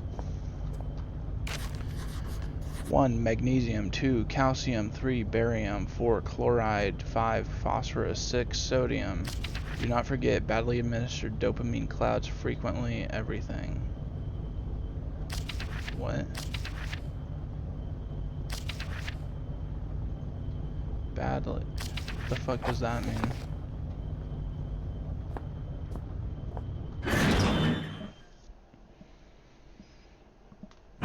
Badly administered dopamine clouds frequent everything.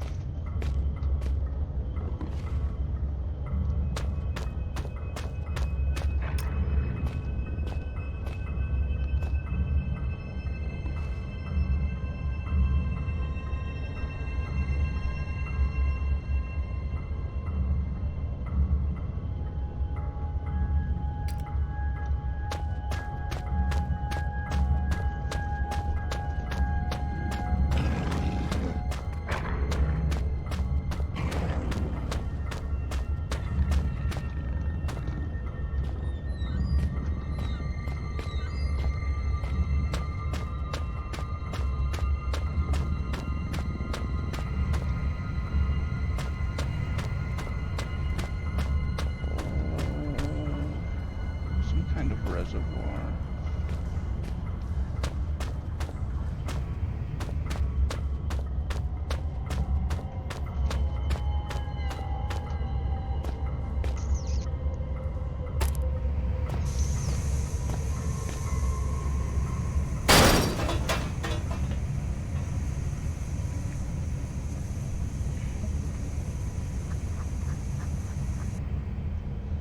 Okay.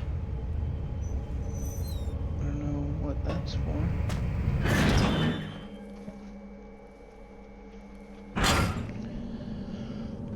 Alright, further into the depths. I thought I was trying to leave this place, you know. Last Will and Testament of Joe Freeman. Final thoughts. 10-10-00. I, Joe Freeman, would like to leave all my personal belongings to my sister May in the knowledge that she will distribute them wisely. We always used to say better to die young than to never live at all. I guess we're going to get our wish. I know enough about survival to realize I won't be surviving much longer. John O, my buddy, I just don't know. My left leg is broken in 3 places, and I suspect I may have also shattered my pelvic bone. 3 hours ago, we'd set up camp. John O set off to find some usable timber for fire. You're in a fucking underground cave. Where are you gonna find timber? When he got back, he was very excited. I couldn't work out what it was that had got him so agitated, but I went along with it all the same. I should have recognized the signs. Soon after he got worse, he jumped me when I turned away, burying my face in the snow, trying to suffocate me. I still don't know what he found in the ice to enrage him so. Lucky for me, the ground gave way and we both fell. I landed hard on ice and desperately clawed my way onto more solid ground. I was running on adrenaline. I didn't notice the pain. I just knew that if I was gonna die, I didn't want it to be in the frozen water beneath me. When you fall into a frozen lake, you don't just drown or freeze to death. Your whole body seizes up from the cold. Every instinct tells you to swim for the side, but your body won't let you. You gradually dip under the surface. Your last breath expelled when you fall. When you don't drown, but you don't drown there and then. Your body shuts everything down, survives on what strength you have left. You can last for an hour just floating there, slowly dying. So now I'm lying here, my soaked Gore-Tex slowly freezing me in place. Me on one side of the lake, Jono trapped on the other. I'm worried about him. From what I can see from this side, his arm is dislocated, his shoulder blade fractured, and his wrist broken. I can't hear anything he yells, but he looks to be constantly muttering to himself, testing the ice with a crowbar from his pack. I don't know how he can stand the pain or where his strength is coming from, but at any rate, something strange happened to him. Fortunately for me, he can't cross the ice. It'll give way under his weight. The only way to cross would be to carefully spread your weight evenly across the surface, and he looks in too much of a rush for that. There's a lot of drugs in my system right now. I have another bottle of painkillers. There's enough to finish the job. I always said I'd rather die pushing the boundaries than drift away in my sleep. I guess I didn't mean that after all. I'd rather gently slip away than die cold or bleeding. Useless. Well, not entirely, just an old flare and some painkillers. Finally, something younger than me. Maybe this pack will help me figure out what's going on down here. Let's see. Another artifact. Save. Oh, if I never see another of these things, I don't know. I don't like them, but at the same time, I know that I'm leaving a part of myself behind each time I go near them. Can I just leave it here?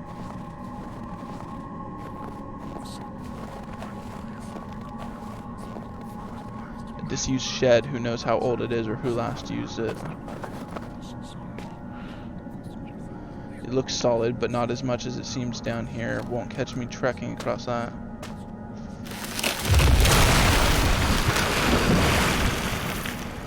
Lol. That was close.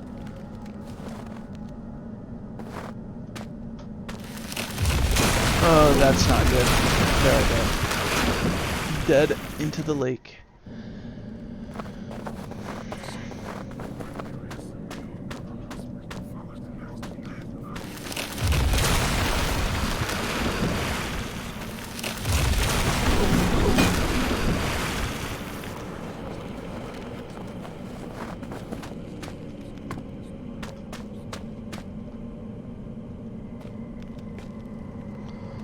This Gore-Tex glove is high-tech, modern stuff. I really hope there's not a body attached to it, though. Jesus, what a way to go. Okay, give me the crowbar.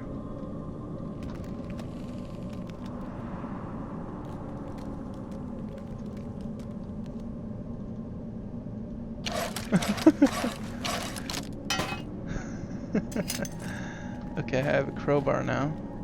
What to do with that? I guess maybe now I can open that one door.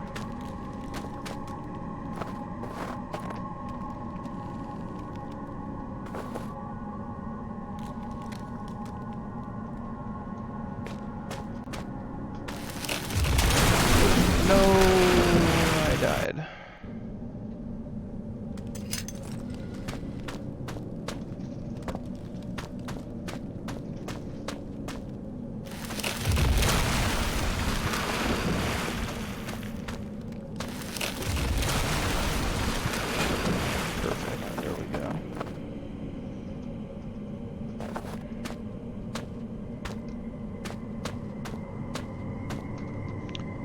Does my notes say what to do?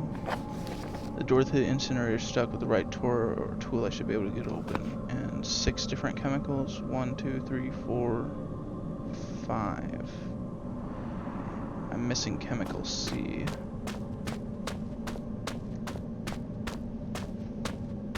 Still in the chemical shed.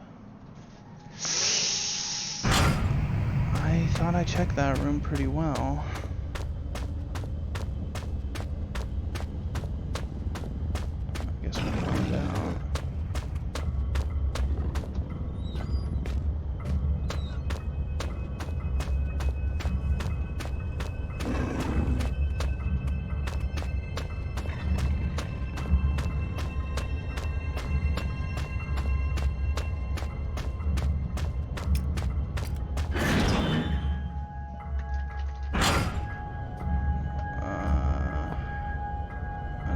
quick check. Oh, I did miss it. There it is. Now I got them all. Gotta collect them all. To the incinerator. Away.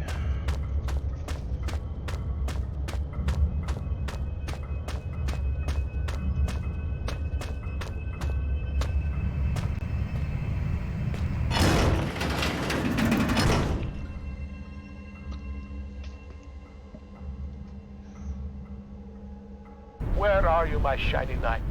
Have you really made it this far? I wait, and yet the pot never boils. I remain trapped in my den of iniquity. Perhaps the gods have toyed with me once more.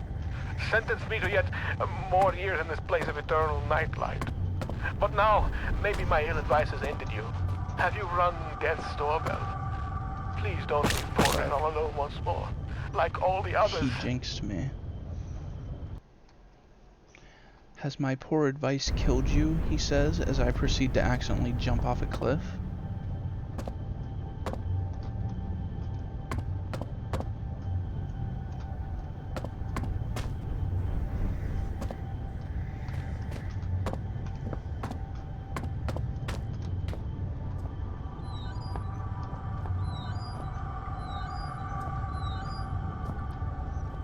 Let's see.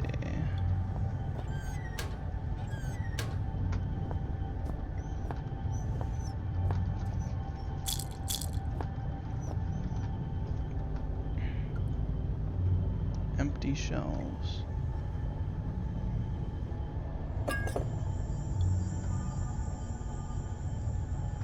Glass speakers. A save machine thing. If I never see another one of these things... Oh, that's the same thing he said last time. Some string.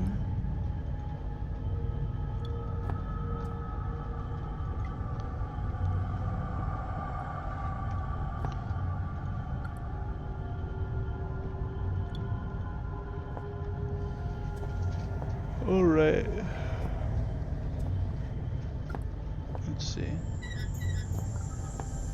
Turn that on. Light it. Go ahead and toss this thing on it. Okay. And then I guess this. Magnesium, calcium, barium, chloride, phosphorus, sodium.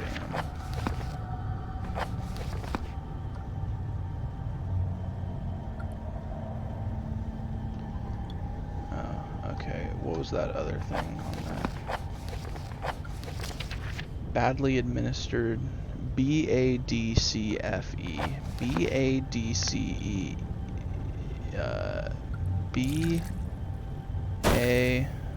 What? B-A...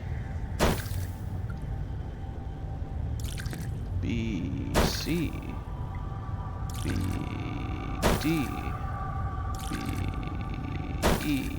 B-F. Okay, I must have not correctly understood this. Badly administered dopamine clouds frequently everything. B A D C F E. That's what I was doing, but it's not working. Maybe it's backwards. No. Why would it even say that if that's wrong? Okay, maybe it's more like this. Where's the bomb explosive book?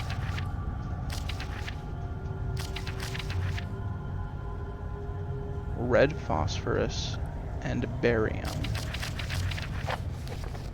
Red phosphorus and barium. So 3 and 5. D and F.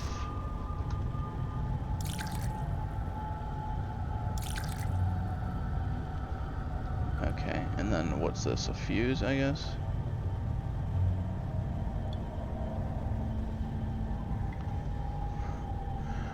It's gonna make me carry this around. What do I do with this?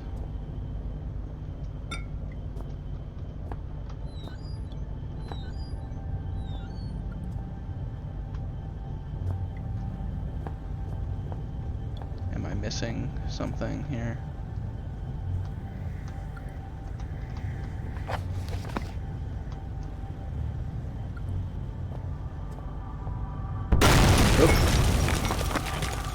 I think I may have blown myself up.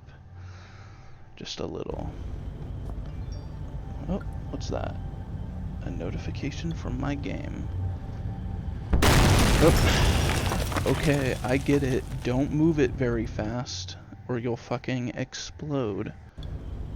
What am I fucking blowing up with this? Oh, that thing back there?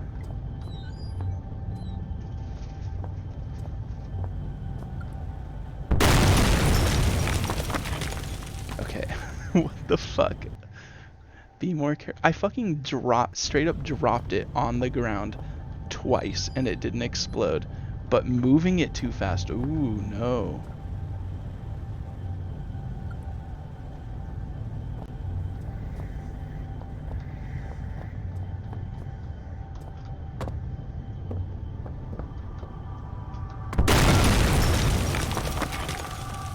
This is just ridiculous.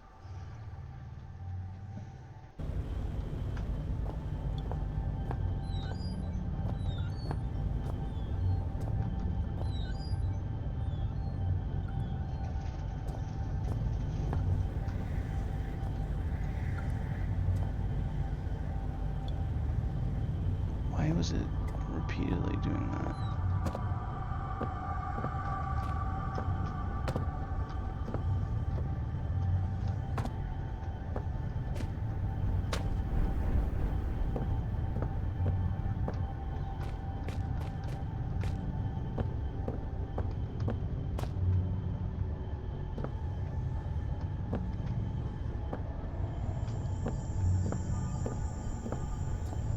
Now here's the question, do I throw it or place it? Throw.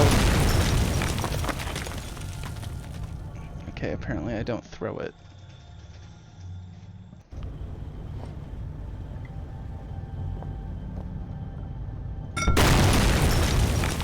Whoops.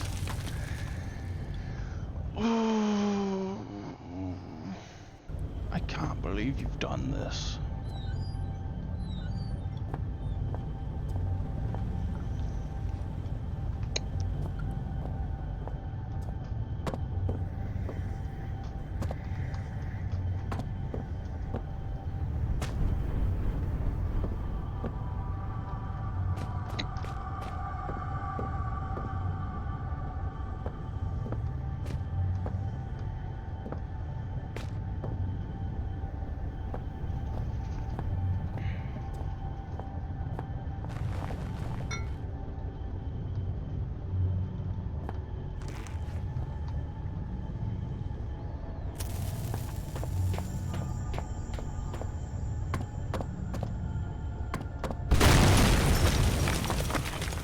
Oh. No. Oh, at least it saved there.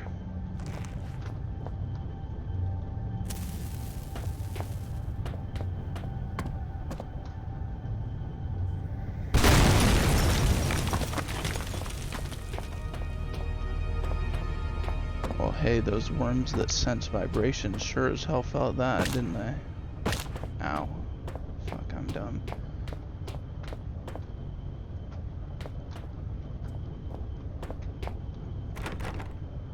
Locked.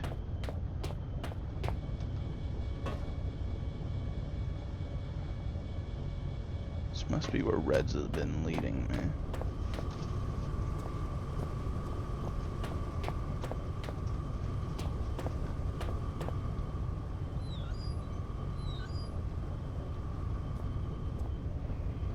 Good evening.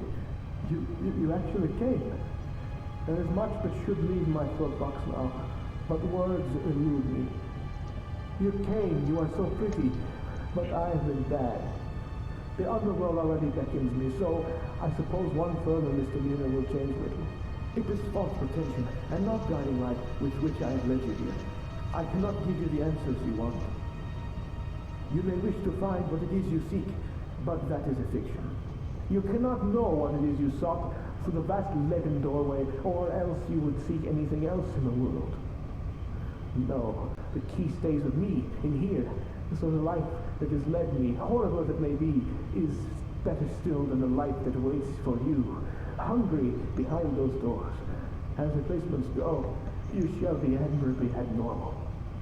But you must wonder why this metal burning chamber is talking to you in the voice you knew only as Red. For it is I, your companion, residing within. We found him. You see, We found Red I Foreman. have waited for this day so many years. They won't let me die. They, and parts of my head are not my own. And I cannot take my life. It is against the rules. Please, the pain has gone on for so long. All I wanted was a friend, but now the time for chit-chats and marshmallows by the fire has ended. And I hope that soon, so shall my life. I have knocked on the death's door for so long. Please, let him invite me in for tea. Alright. Let's see. Well, I've got to say, I sure don't like this guy tricking me, so beep beep boop, laid him up. Is this how you imagined it, Red? Is this how you wanted to go out burning alive in a metal chamber? Burning forever? In hell? What? Yeah, burning alive. Delicious. You know, they say that human meat and barbecue smells pretty much the same when you burn it. Fun. I got the key. Straight up. Oh, look at me. I'm Red. I don't go through that door, so I have the key. I won't let you go. Oh. Oops. I asked you to... Oh, good point. I asked you to burn me alive and you get the key anyway. Let's see.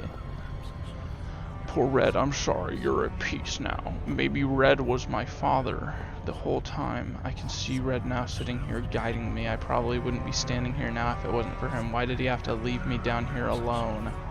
Yeah, why couldn't he come with me? Why'd he have to die? Well, I guess he probably didn't want to come with me. My dearest friend, how are you? I'm as well as can be expected. I have some sad news though. A few days ago there was some kind of collapse and some of the ceiling cave fell on me. What scares me is that I was in an off-limits part of the mine. They may not look for me here, but if they do and they find me, I'll be in so much trouble. I don't think I'll have to worry about that because I'm not sure I'll be getting out of here. I don't mind so much. I've been working in the mine for about 3 weeks now, and I'm really proud that I can send money home. But it's pretty tough work, and so far you're the only person that's really been nice to me. Plus, I have some nice company down here. There's some friendly, kinda creepy crawlies and some books I brought from home that I was taking to the rec room. If you think about it, I was really quite lucky I had all this stuff with me, otherwise I'd be bored stiff. And as it is, I have Shakespeare, Bronte, Nietzsche, perfect bedtime reading. Although I suppose I might be trapped here long enough to have read them twice. I always used to ask my mum how long people survive without food and things. I read how some people can survive underwater for over 5 minutes, and some people last in the desert for weeks. But she always said you had 3 minutes of air, 3 days of water, etc. I suppose I'll probably find out soon enough.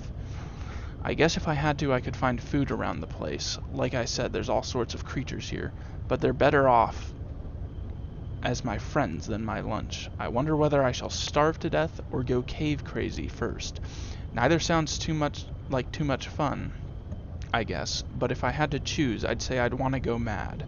It sounds like an adventure. Tom Redwood, proper mine worker, December 1970, age 14. Poor Red, he's been trapped down here since he was 14. Let's see.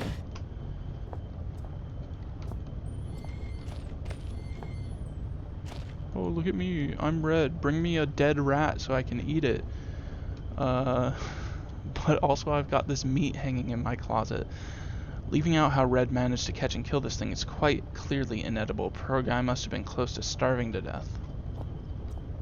Let's see. Books. Reams of books. Where did Red scavenge all these from? There's everything from survival manuals to the collected works of Shakespeare and Kant's Ethics. If this was how he spent his time, no wonder he spoke so strangely. He must have led a lifetime of misunderstanding. Oh, another artifact. Ooh, my wrist. The chains on his arms are visible now. Not there out of choice. Father looks on, aghast. He clutches some notes, shaking hands. He knows. He knows what has come, what the man has released. The only one who could stop it, Howard, knows the real fear. Oof. Let's see what's in here. Let's see. A toilet. Looks like Red has pretty bad aim.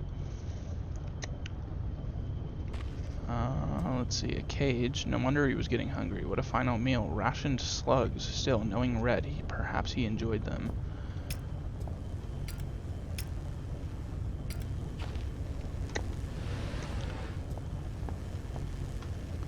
An electrical panel. Funny place to have one.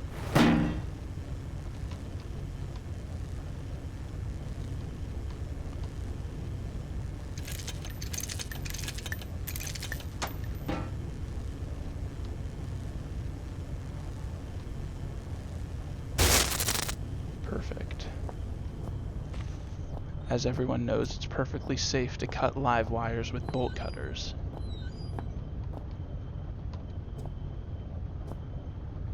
I need something to lever it open. How about this? As I stepped into the mouth of the underground facility, there should have been questions, fears, doubts running throughout me. Instead, I was torn in two. Part of me I felt had died, along with my only ally and friend. His final words had raised more questions than they'd answered, and I couldn't get his screams for help out of my head, despite knowing deep down that the pain I had caused Red was, itself, all the help I could have offered him. I was alone again, but I had nothing to do other than press on into the unknown. If I'd felt so bad about Red, I should have listened to him and stayed where I was. I would trade his fate 100 times for my own. The other side of me was looking forward to what might await me in my continued journey. I felt sure that I would soon find some clue or other to my father's fate, and that he was inextricably linked to everything that was happening. I also couldn't help but suspect that everything I had seen up until that point was just symptomatic of whatever lay beyond the threshold. I know now I was right. Oh, there's more. I thought that was the end of the game. Welcome to the shelter. Established 1973. Elevated caste 4. Chief staff 6. Lower caste 39. Temporary 8. Total population 57. Key members: Chief Overseer Wilbur Frisk, 80 to present. Bren Staffordson, 73 to 80. Chief Chemist Neil Oswald. Troy Retinesque, RIP 91. Construction Unit Pierre Petit, 72 to 79. Chief Xeno Officer TBA Richard Archbrook, RIPS 92. Excavation Unit TBA. Technology Unit Darren Gray, Rod Smith. Away Team MIA. Head Chief Benito Carlo. Chief Translator Howard LaFresque, 73 to present. My father, Howard, a Sith Lord. Last updated 180200. Please have your identity documentation ready.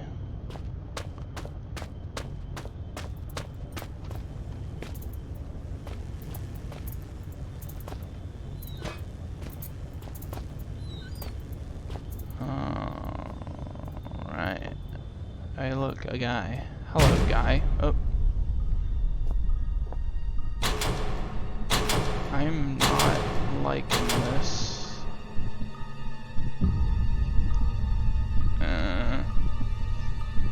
Is he getting closer to me?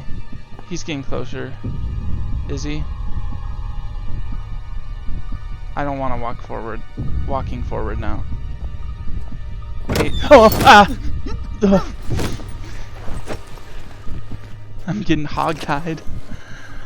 With that, the man who first descended into the mine was no more, and so began my next chapter. To be continued. Fucking... ugh. Penumbra Overture, Episode 1. Okay. And that's the end of that game. I'll play the next game too. Goodbye.